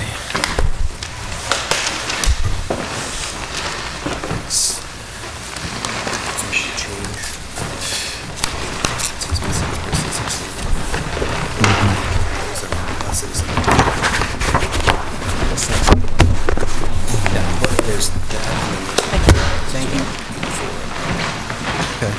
Can't even close it anymore, it's so big. So our next item would be a citizen petition, right, for a zoning change? Yes.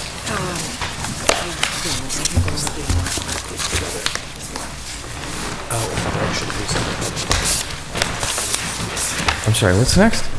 Yeah, what is next? Citizens. That's not on the agenda. It's under the overview of zoning articles. Zoning articles. Maytown meeting. Oh, right. I remember that. They'll look at his first. We should have had them plant 1 or 2 more trees for all this paper they use. They did, actually. That's for 10, they gave us 16, so. Can we eliminate the landscaping and put it in cisterns? I mean, they're all advertised together, so it doesn't really matter, but if we look at the zoning change first. Okay. I don't think these have names on So, them.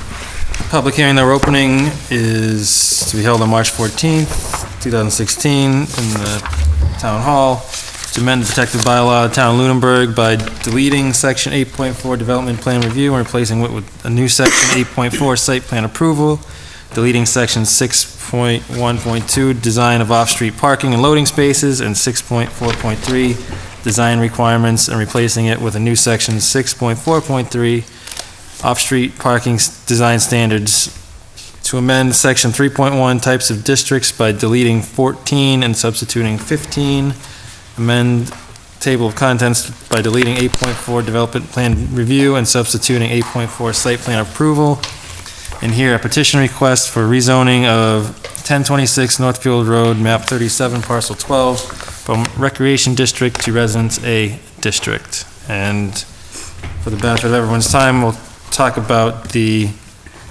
rezoning of 1026 Northfield first.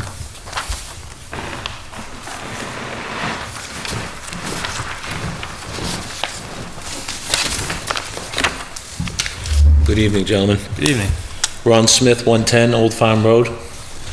I certainly think I should be a lot easier than that last one for you. So it's getting late. As you can tell, Lucy Hawkins and I purchased recently, 2 months ago, the property 1026 Northfield Road.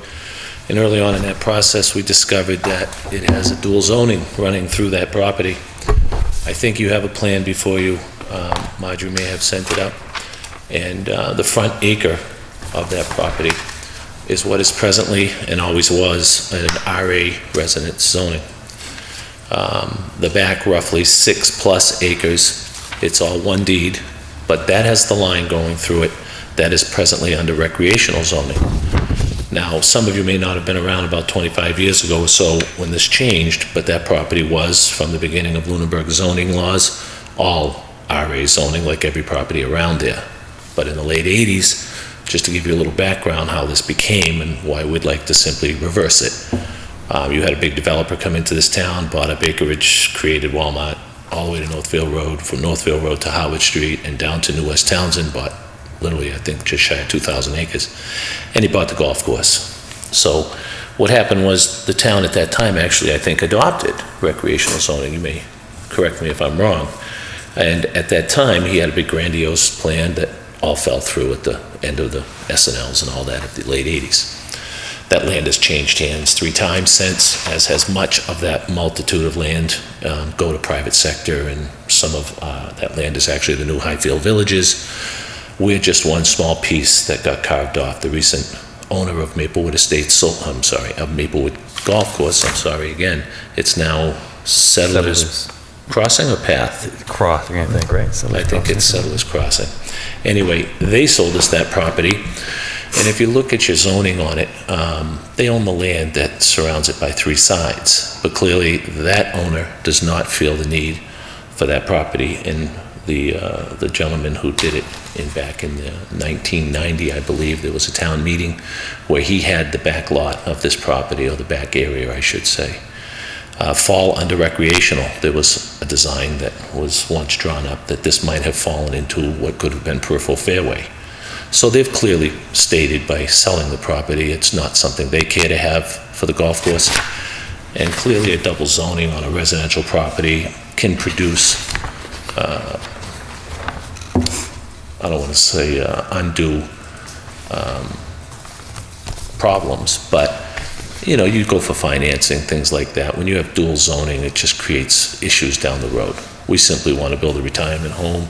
That was our intention. There's plenty of acreage there, clearly. There's existing buildings, which have recently been torn down in the last week or so for that future work. So I'm here, hopefully to get... Ranch was? Pardon me? Peter, is this where that little ranch was? No, it's a little cape. It was a little cape. Yeah, it was kind of dilapidated. It was vacant for many, many years. And there were some people that moved in there, I guess, illegally at times, off and on. But yeah, it was basically an abandoned building and not occupiable for probably a good couple decades. Right. So, like I said, just recently we tore it down and took the garage out of there and everything, and have been cleaning up the property for our future, developing of our residential property. So we're here trying to undo what they did at town meeting back in 1990, I believe the record showed. and put it back into the entire property from whence it came.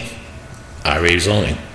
The front is presently RA, we want the back the way it was originally. In a nutshell, that's it. We're just trying to reverse something that was put forward for a golf course that never got built that way and now has changed hands 3 times, and the present owner has no intention on doing it, and I don't own a golf course. So it seems... You don't want a mini golf course in the backyard? No, I don't want a mini golf course. So it just seemed logical to put that back in RA standing. Any questions from the board members? Yeah, how much frontage does that have? It has 241.65. And how many acres is the total lot? 8.1, I think. 8 acres. Are there any interesting geographic conditions that would limit use? Yeah, I mean, that's Northfield Road and it's New England. There's like a 450-foot long stretch of outcrop rock that's about 18 feet high. You could rappel from it out in the back area there.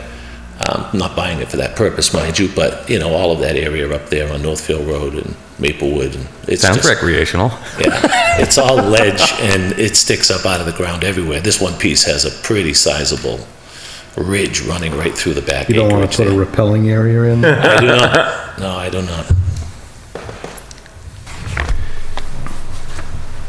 So Adam, are we tonight just giving our support for this, or? Yeah, you're voting for or against. Okay.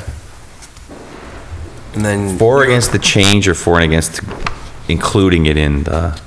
For the zoning change. I think This is going to town meeting because it's a citizen petition. Right. So it's signed and certified by the town clerk. Yeah. So it will be a warrant article. And because it's a zoning change, the planning board's required to hold a public hearing on that zoning change and, for all intents and purposes, make a recommendation. Make a recommendation. Do we have any idea why, when they implemented the zoning back when they did, that they took this one lot and zoned it in half? I think at the time it was 2 lots. And I think the rear lot was landlocked and they hoovered it up into this golf course business. And at some point it got included with the little house on the front, because that house on 2 acres would have been like, whoa, hey, look at all this land I've got, because the house was about this big. And so somewhere along the line, they got combined. I don't know if it was a matter of, you know, the original owner bought this, and then somewhere along the line, the people who had owned it at the time were selling the house, and they just then went and purchased the lot, and it all got kind of sucked together. There's no real... I mean, I could look into it, but I don't have that information now. I think it's reasonable to have the whole lot zoned one way. So I don't think there's any concerns from that perspective. I was just curious why they would have divided it up.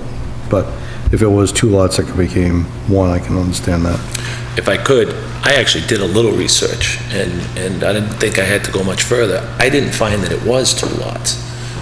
If you look at it from the land that is presently still owned by the current owners of the golf course, they own up the easterly side, around the northerly side, and back down the westerly side. And that little back piece was just this little yardang sticking in the way of what was a nice big homogenized piece of land. So they simply drew a line. So it was just a ham-fisted... It really was. That was always one 8-acre lot. In fact, it was larger than that. It actually encompassed the lot down below, which when I was growing up was called the Pop family, and those deeds came off of that lot. It was even larger. Some of that land that goes down where there are other houses and a new house being built on one of those lots already was a part of this property at one time. But I think when the golf course, the developer at that time purchased it, because he purchased up large chunks of land, and that was just a little purchase. But it stuck right out and cut off some backland, and they simply bought it, drew that line in the sand. But the deed that I researched, and I may be wrong, I didn't go much further once I saw that, it was more for the benefit of not having this 1 yardang preventing, you know, a fairway if that's what they chose to design, or a buffer area or something. They just encompassed it under recreational zoning. Interesting. Okay, so do we have a, well, actually, we should put this in public comment first, right, before we make it? Is there any public comment on this item?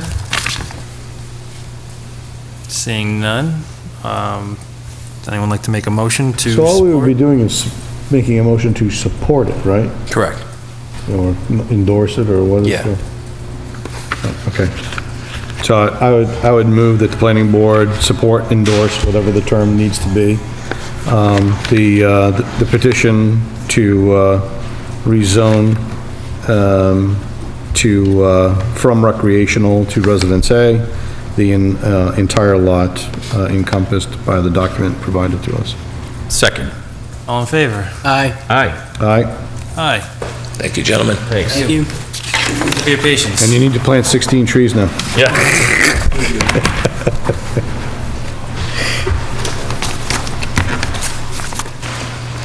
The whole thing? Oh, we're still reviewing We're this. still on it. Still going. Energize the bunny. I already read it all. I'm like, yeah, that's good. Where are you going next? Site plans? Where would you like to go, Adam? Don't care. Yeah. The rest of them are ours, so. Approval. How about 8.4, site plan approval? That's on top of my pile here.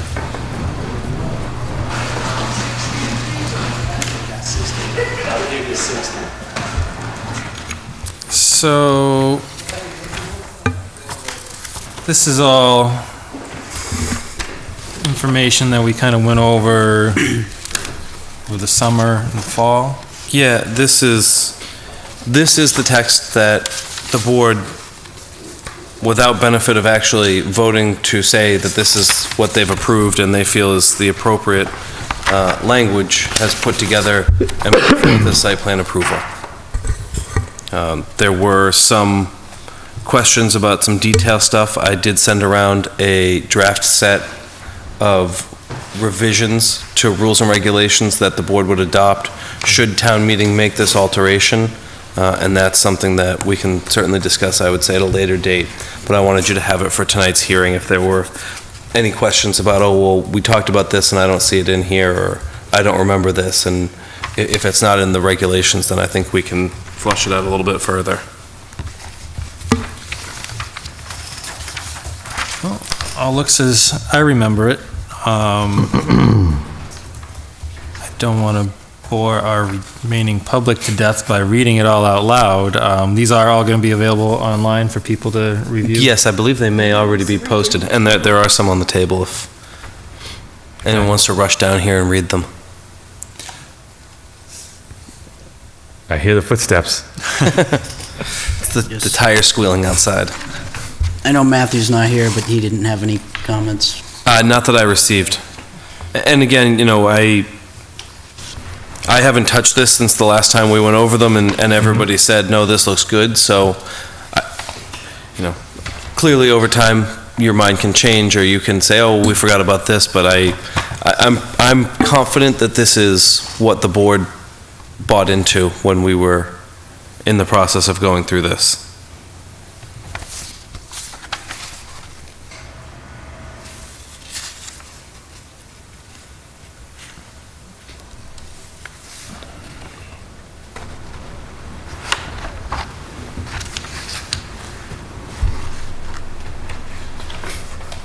Hear voices. You hear that? So again, we'd be looking for a motion to endorse this, or? Yes. Yeah. I move we endorse the document 8.4 site plan approval as drafted. Is there a second? Second. Any discussion? Seeing none, all in favor? Aye. Aye. Aye. Aye. Okay. Wonderful. Moving right along. Section 6.43. So in going back and numbering these, it made the most sense to me to strike these sections as noted in the advertising and replace them with a single 6.43. There is one change that will have to be made in doing my meeting prep this morning. I noticed that if you look on page 5, number 10, there's a highlight that says add citation. And we talked about adding in a provision for prohibiting driveways to require backing out onto a public way with the exception of 1 and 2 family. And I, somewhere along the way, neglected that. So on page 1, under 643A, under B, I'm sorry, number 5 will be that driveways shall not require backing out onto a public way. And that's the citation that will go into number 10. Sounds good to me. Does that make sense? I see what you're saying. So so it will be number 5 under B on page 1, and it will state that driveways shall not require vehicles to back onto a public way. And then that citation will go back into 10 on page 5. Okay. So the motion has to include that? Correct. Okay. Any other questions? Okay, anyone like to make a motion including the amendment that Adam just described? Move we accept 643 off-street parking design standards with the motion as described by Mr. Bernie, or the addition, excuse me. Is there a second? Second. Any discussion? I have a quick question. Yes. So when we talked about the screening, there was we had some discussion about the berms. And I'm not sure I understand why we have with or without earthen berms, which are at least 4 feet high. If it's with or without, why do we care? Okay, where are... It's a 3A. I know we talked a lot about it back when we were covering this. It doesn't seem like it rings true to what we finally ended up agreeing on, but I could just be remembering wrong. Combination of shrubs and trees with or without berms, which are at least 4 feet high. So we're saying you don't have to have a berm, but if you do, it has to be 4 feet high? Yeah, didn't we have a discussion about striking We said we 4 feet wanted to wide. incorporate, just so the height was the same, whether it was a berm and a shrub or just a shrub, that it would be the same height. I thought that was... With their, I think the 4 feet high is Yeah, so plants, not necessarily the plant earth. material needs to be a minimum of 4 feet high. So if you, within a 4 foot wide strip, you're not going to be able to place a 4 foot berm. But So- if you want to leave it level and you plant I still plants, they think we need to need be a headed minimum here. of 4 feet. If you use the berm and the plant combination can equal 4 feet. Right. Was the discussion. So we should have, after berms, it should say the total combined height, which is at least 4 feet, or whatever. Because which are at least 4 feet high applies to the last noun, which is berms. Okay. So it's still, I know that we wordsmith this one to death, but it's still not quite right. It just makes it sound like we need a 4 foot berm.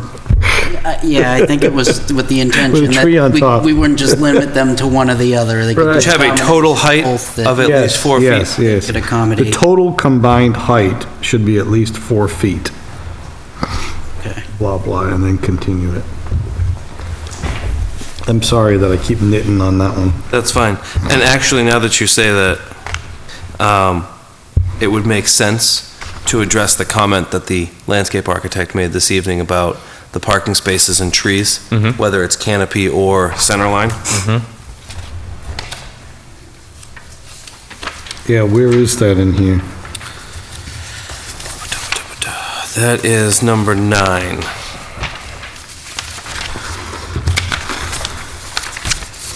think center line makes it much easier just I would agree with that. Yeah.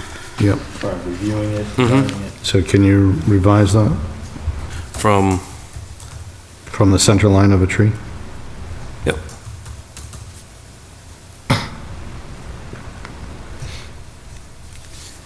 canopy is going to be a moving target. Yes. So we Especially need to wind. rescind that motion and remake it or amend it. Yeah.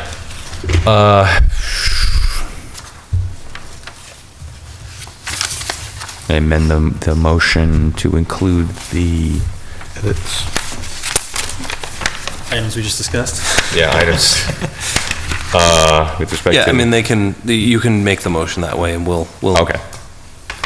Yeah, as we just discussed. It's not like we've discussed them months ago. They happened literally just now. I'd like to amend your second. Second, my amendment. Amend my second. There you go.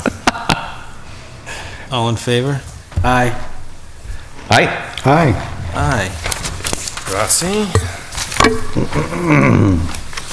Now we have 3.0. We're changing language from 14 types to 15. This is 15 to accommodate Village Center? Correct. Okay. Which is pretty straightforward.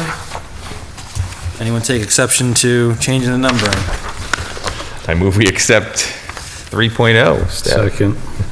All in favor? Aye. Aye. Aye. It's -1. It's the first negative. Now, the next one is 8.4. just adding this 8.4 to the table. Yes. So our next issue would be the addition of 8.4 development plan review to the table of contents. Or, we're changing development plan review to site plan to site plan approval. review. We're changing it.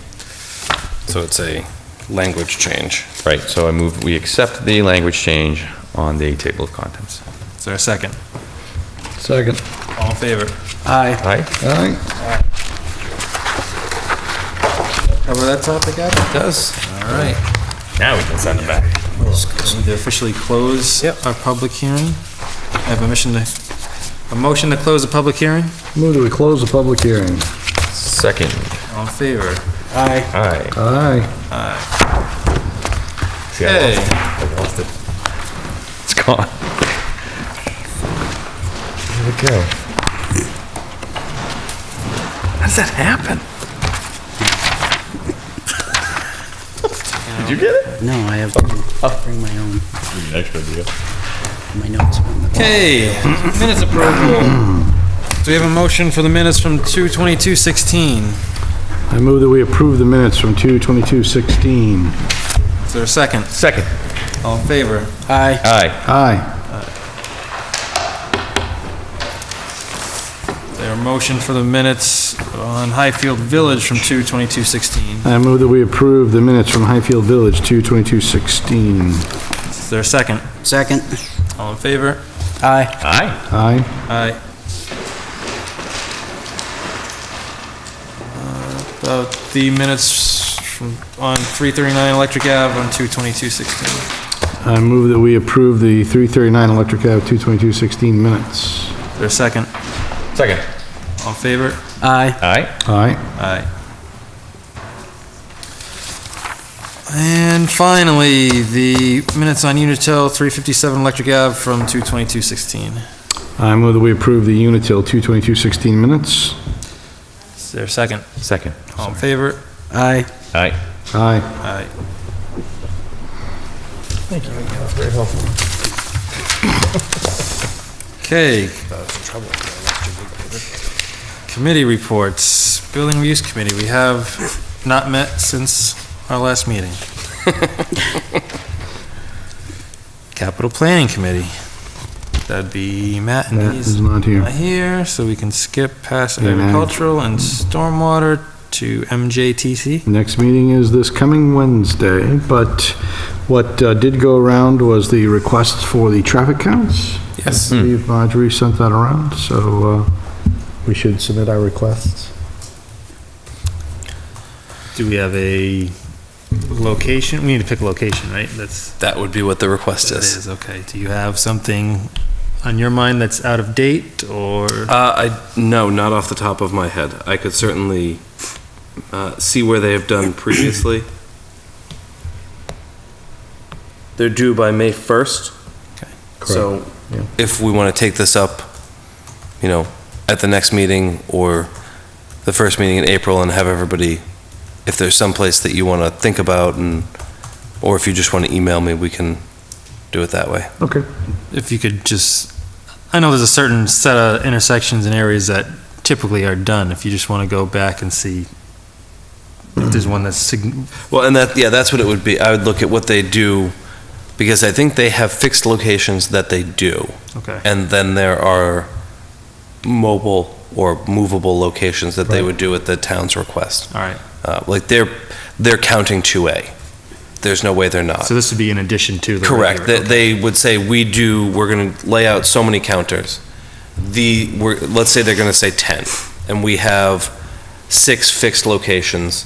So there's 4 counters that we would be willing to place at intersections or roads that you feel would be of benefit, and then kind of go from there. Am I off base with that? Nope, you are absolutely correct. Okay. So, we should think of areas that, may have been impacted by developments or potentially impacted by Oh, yeah, I was going to say, or developments. may be impacted. Right, so, like if we say, geez, it'd be nice to know what the count is over by the town beach, for instance. Sure. Now that all those condos are built and populated, how much of that traffic is actually flowing that way into Lunenburg versus going out the other way? Actually, yeah. Those kind of things are what we should look for, because they normally wouldn't be covered in Sure. counting exercise. Because where we live, they use it as instead of going all the way up to Walmart and taking a right, they come through Pleasant Street and go through West, so there's a ton more cars than there are houses in the neighborhood, so to speak. So those are the kind of things that we should look to get on there, so make recommendations. I think emailing you our ideas would be the right thing to do. Okay, and if you want, I can compile a list, and we can have a discussion about the list. Sure. Figure out what we want to do. Why don't we say, have them into me by the next meeting, we'll put it on the first meeting in April to discuss, and that'll give us enough time to get them in. Okay, cool. Thanks for the shortcut You have idea, one of Greg. mine. MRPC. MRPC, that's me. Traffic counts we talked about. The citizen planner training, that got circulated around. I don't know if anyone's interested in that. I can't make it. I think I've got 2 people who have already signed up. Great. I can't make it this year either, but Terrific. made it last year. It's worthwhile going to if you can make it. Talked about, they're going to have some upcoming discussions. They're going to have some speakers come in. I think one of the topics is going to be, I think we talked about it once, the cluster developments and how a lot of towns are running into problems with developers coming in. They want to do their own thing, but then they want to hand everything off to the towns. And the towns are running into a lot of problems with that because they got to take over all the infrastructure afterwards. And if it's not designed to standards, they have problems with that. So I think they're going to have a lawyer and somebody else talk on that subject. And then the solar is going to be, can't get away from it. Is that a hot topic around here? A couple of towns in the area are just getting to it, cities just getting to it. So, yeah, we'll be talking about that too. Should be interesting. And anything from open space? No. And school building committee? School building committee, we meet on March 23rd at 6:30 at the Passios. And I go out on a limb and say nothing from the Green Community Task Force. No. If you want a quick update, I did go to the last stormwater meeting, so I can give you the quick and dirty. Sure, that'd be a good one. Alternate member now? No, I'm not.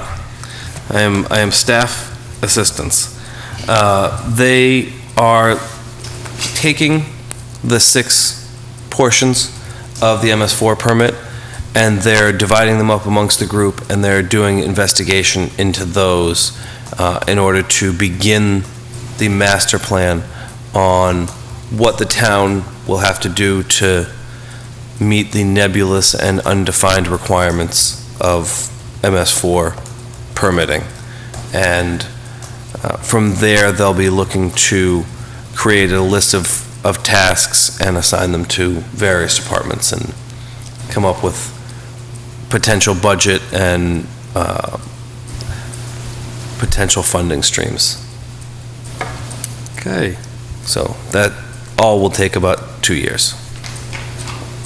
And I just wanted to ask if it's okay with the board that we do committee reports once a month at our second meeting of the month, just so we can free up some time and hopefully hit more bylaw revisions and other board goals. sure. It's gonna be, you're gonna get MRPCs like probably, well, half the time, a month after the fact, but there's nothing really Actually, yeah, that anybody doesn't get anyway. would you be opposed to, because the school building committee deals with issues and it's kind of time sensitive because of the budget and it's going to be over within the next 6 months or so. If we do meet in between, is it okay if I give a committee report either during board comment or? Yeah, if it's a hot topic, I mean. We have discussion. Yeah, I mean, it's just because of the finances and things like that. I think it's important for people to hear because if I. We can do that during board comment or public, if you want to do a public comment in the beginning of the meeting, so while people actually listen to us still. Because I'm not sure too many people are listening right now. I just don't want to wait, because in that our meetings are kind of a moving target. They shift from time to time, so. Yeah, if you have something, if anybody has something pressing from one of the other boards, I would encourage you to just do that during public comment right up front, give everyone while they're fresh. In all honesty, are we really going to save that much time by doing the committee reports once a month instead of every week? Because the ones that we don't have an update on, we just say, no update, and we move on. So the lack of update items in here really only constitutes maybe a saved 2 minutes. And the rest of the time, we promise to shorten mine up a little if you want. Yeah, if these guys just wouldn't carry on ad nauseum, then we wouldn't. Well, it's important, so. Just trying to keep us as productive as possible, but we can keep doing it. Yeah, I think we should keep them, because if they're not timely, then I think it could actually lead to more issues. I'm good either way, frankly. Okay, we'll keep it. Just an idea. All right, status reports. They put in a foundation and backfilled it over on Elmwood, so they are just moving right along. They keep plugging away. They're not slowing down, but they're also doing a nice job over there. And I guess that's director's items, but town meeting is May 7th. Bring your family, bring your friends. Come one, come all. Vote the right way. Vote once and vote often. Yep, early and often. Did you say vote the right way? Yeah. Okay. Whatever way that might be, just make sure you vote the right way. If you don't know the right way, you can ask me. Yeah. Someone's always willing to tell me. I sent everybody this fun, fancy document, the site plan rules and regs amendments. Yeah. You may or may not be aware that we currently have some rules and regulations. You'll see a lot of red lines in here. A lot of red lines. Just because a lot of the stuff that was in there, I felt, and if you disagree, feel free to let me know, that it needed some updating, some changing, and some of it just didn't need to be in there. Yeah. So I'm trying to tighten it up and trying to give us a good base for procedurally how we're intaking information, what information we're intaking, and how we're adjudicating it. So I would hope that maybe next meeting or the first meeting in April, we can start digging into them. I'd like to try and do it next meeting because I want us to be as close to done with these as possible when town meeting rolls around. We don't have to be all buttoned up, but I think we should be pretty darn close. And hopefully there won't be too much. Marjorie and I have gone through them together and done an initial review, and there are some minor changes that I've done. I have decided to not send those to you yet, just because I don't want to confuse you with draft 2 before you've looked at draft 1. And when I say minor, I mean we're talking some Scrivener's changes, incorrect word usage, stuff like that, a little bit of clarification. I think one paragraph just got moved to a different section, but it remains in there. So nothing earth-shattering to what's in there. Okay. So we'll do that. May I request a hard copy of that from you? Okay, thank you. Just 35 pages is a lot of ink. Yeah, I figured it was easier to talk and then let them sign. And then you all have to sign all those paper plans. Yes, we do. I'll take Oh, yeah, I'll take one. if you got them. What's this easier to Smoke write if you down? got them. Yeah. What, You want one, Ken? what are we signing? What are we signing? You're signing a decision for 339 Electric. Oh. And a giant check for me. A deed to your property. I don't have anything to give you, so I'm not worried about that.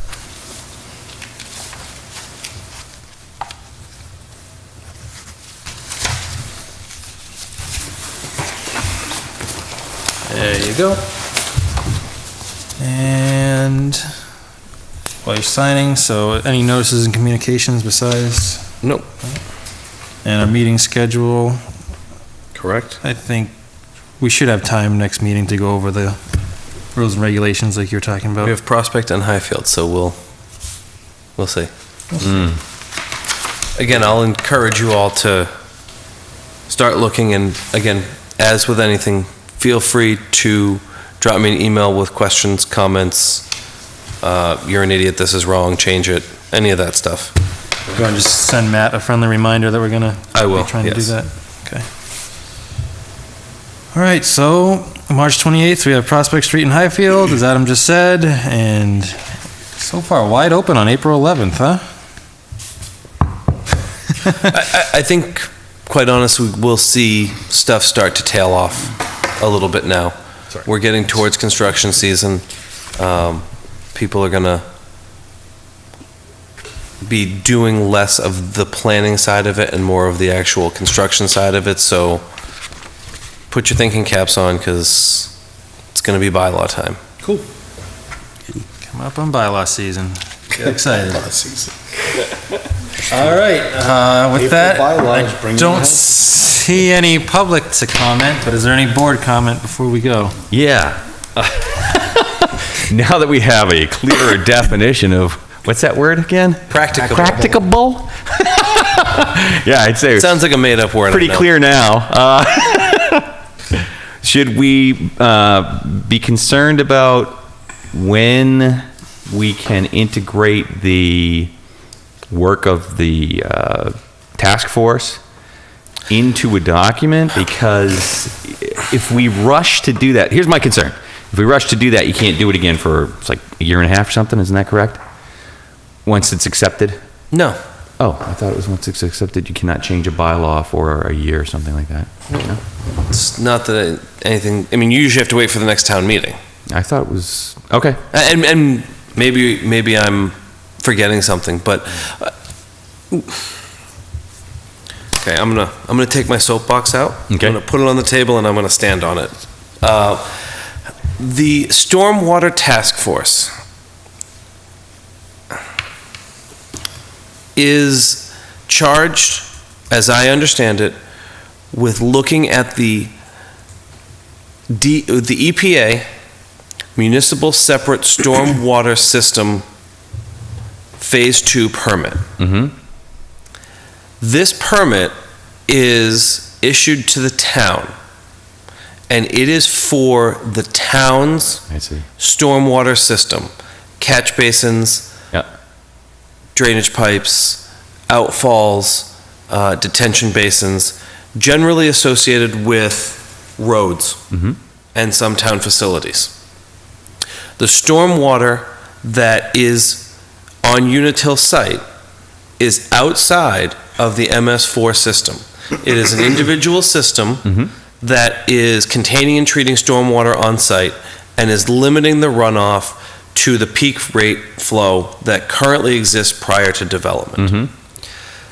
There is zero TSS removal on that site now. They are doing 55%. Would 80%, would 100% be great? Yeah. But they have improved the condition of the stormwater that is flowing from their site going forward. Okay.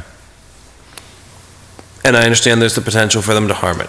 That is the same for all developments. And within the new or the proposed site plan approval, you have actually gone a step further beyond the stormwater handbook and required that volume of stormwater leaving does not increase.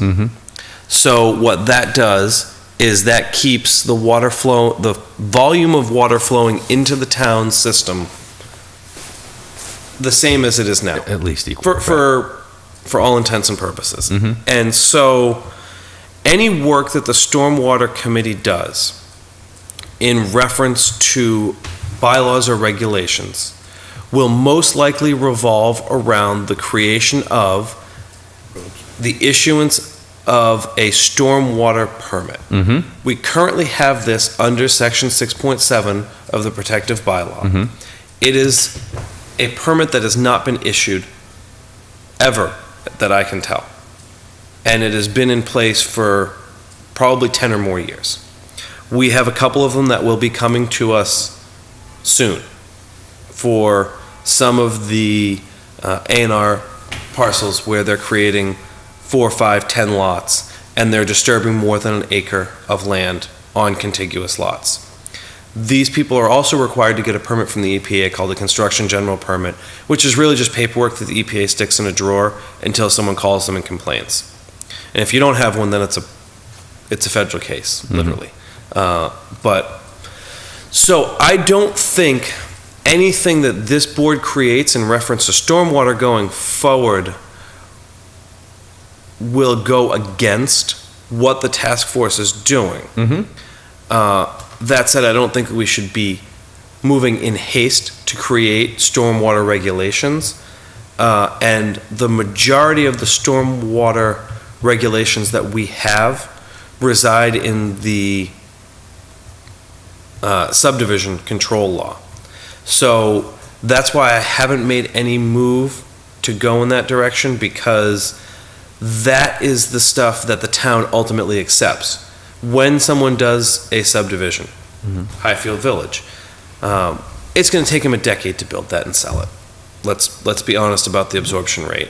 And so after he has completed it, we're theoretically having someone inspect in all phases of road construction, and so he finally does the top, he comes to us and he says, I'm done, we do a final inspection, and then he goes to town meeting and says, I want you guys to take this road and all pertinent systems, including stormwater. Right. So any design of that should be in a manner that we can maintain and meet those sort of things. So that's why I would push that off until we see where the stormwater master plan goes, Right. what the tact of it is, all of that. Okay. But anything that we're doing on this or on other bylaws, I tend, as a matter of practice, to just go to the Massachusetts Stormwater Standards as amended, because that's going to be in keeping with an MS4 permit, in keeping with best practices, and if you do it as amended, every time they change it and make it more difficult, you're already on board. So a long answer to your short question is, we should be okay, and we'll hold off and do subdivision stuff a little bit further down the line. Okay. So if you want to make the meetings efficient, a 3-minute timer that you give to him when he says, "I'm on the soapbox," you just put it right there, and then He doesn't get on it that often, so let him run with Play it. the Oscar music. I like it. we can start playing the Oscar. I can talk really loud, though. Should I sing him off? The hook. Yeah. The hook. I do have one board comment. So I have been attending the CONSCOM meetings. I know Carl has been attending our meetings. I've spoken with Adam offline about it, that I think there's some ways we can just improve communication. I know he's talked about we might be getting some sort of software where we can share information and things of that nature. And I know Carl has spoken to the Sewer Commission and the CONSCOM, and they have no objections to possibly meeting once a year, possibly, just to see if there's anything we can do to help each other, or just ways to improve communication. And I think the Unitil, I think the Unitil is a good example that, so things aren't coming in at the last minute. So, I mean, some of it's just as easy as including people on emails with our decisions or with their order of conditions and things of that nature, just so we know what they've talked about and what their concerns are, and if they overlap, then we can address it. And not saying every project either, but some of these bigger ones that have the sewer, and possibly even the water, maybe. But I just wanted to put it to the board to see if anybody had any objections to having some sort of discussion at some point with other groups. So that's to be a public meeting, right, and announced? Would have to be. Of course. Yes. So as long as we have a clear agenda, we're not just meeting to hang out. Right, no, but, again, if there's a specific project where we think we might be able to put our heads together and address things easier. Well, I have some thoughts that I want to flush out a little bit further, and then I'll be reaching out to each of the boards within land use, including sewer, and trying to put some ideas out there on how we can share information. And I think that my hope is that that will make some of this stuff go away. I think some of these issues, unfortunately, are a product of the environment that we work in. And someone is always has the potential to think of something at the last minute and say, oh, I just learned about this, maybe we should try and push this into that project. But the more information we share, the easier it will be, and I don't see any reason why we can't find a way to do that. Everything is public information, so. Right, and I understand our duties are separate, and we have our own things. You each have your own Across the silos where line, you but- make information or you make decisions, but I think the information can be universal, and one board's information informs the other. Right. Forgive my ignorance, but are you like the acrobat? Do you communicate with all of those I'm not entities? an acrobat. Are you specific to us? I mean, or really, You guys are my one and only. No, the Board of Health, not the Board of Health, I'm sorry, the Concom, the Zoning Board, Planning Board, all fall within the Land Use Department. Yeah. They all have their own staff as well. There is a conservation agent. We're in the process of filling a position that will be an agent administrator combination. The zoning board has a clerk, and the building inspector does do staff work for the zoning board. I speak to these people regularly, so it's not as if there's a lot of disconnect. I think that also having individuals on the boards that have their own thoughts has the impact of people coming up with things on their own and having ideas that while they may fit in the work of that board, may be more individualistic than supported by the entire board. But I also think that providing everybody access to all the group's information makes everything a little bit easier. And I'm all for increasing communication. I'm all for sharing ideas. I also think that it's incumbent on each member of each board to take it upon themselves to find the information that they want. And what I want to do is make it easy for them to do that, but I want people to be reading and digesting information on their own rather than relying on a designated contact or designated liaison to be providing information from a board through their lens, whether intentional or unintentional. Sure. Right, because like with some of the plans, sometimes we get plans with revisions to the sewer and just, they are unaware of that we have gotten the revisions. So if you just say the new plans are in, if you can look at them, by all means, they're here. Or if you notice, not to provide them to them, but just let them know we've gotten a new plan that has a sewer revision. Here, have a look at it. Here it is. Or we have new plans. Right. Feel free to have a look at them if you think that this is something that might affect your board. Right. So. Great. Anything else? No? Is there a motion to adjourn? So moved. Second. All in favor? Aye. Aye. 10 minutes late. We are signing.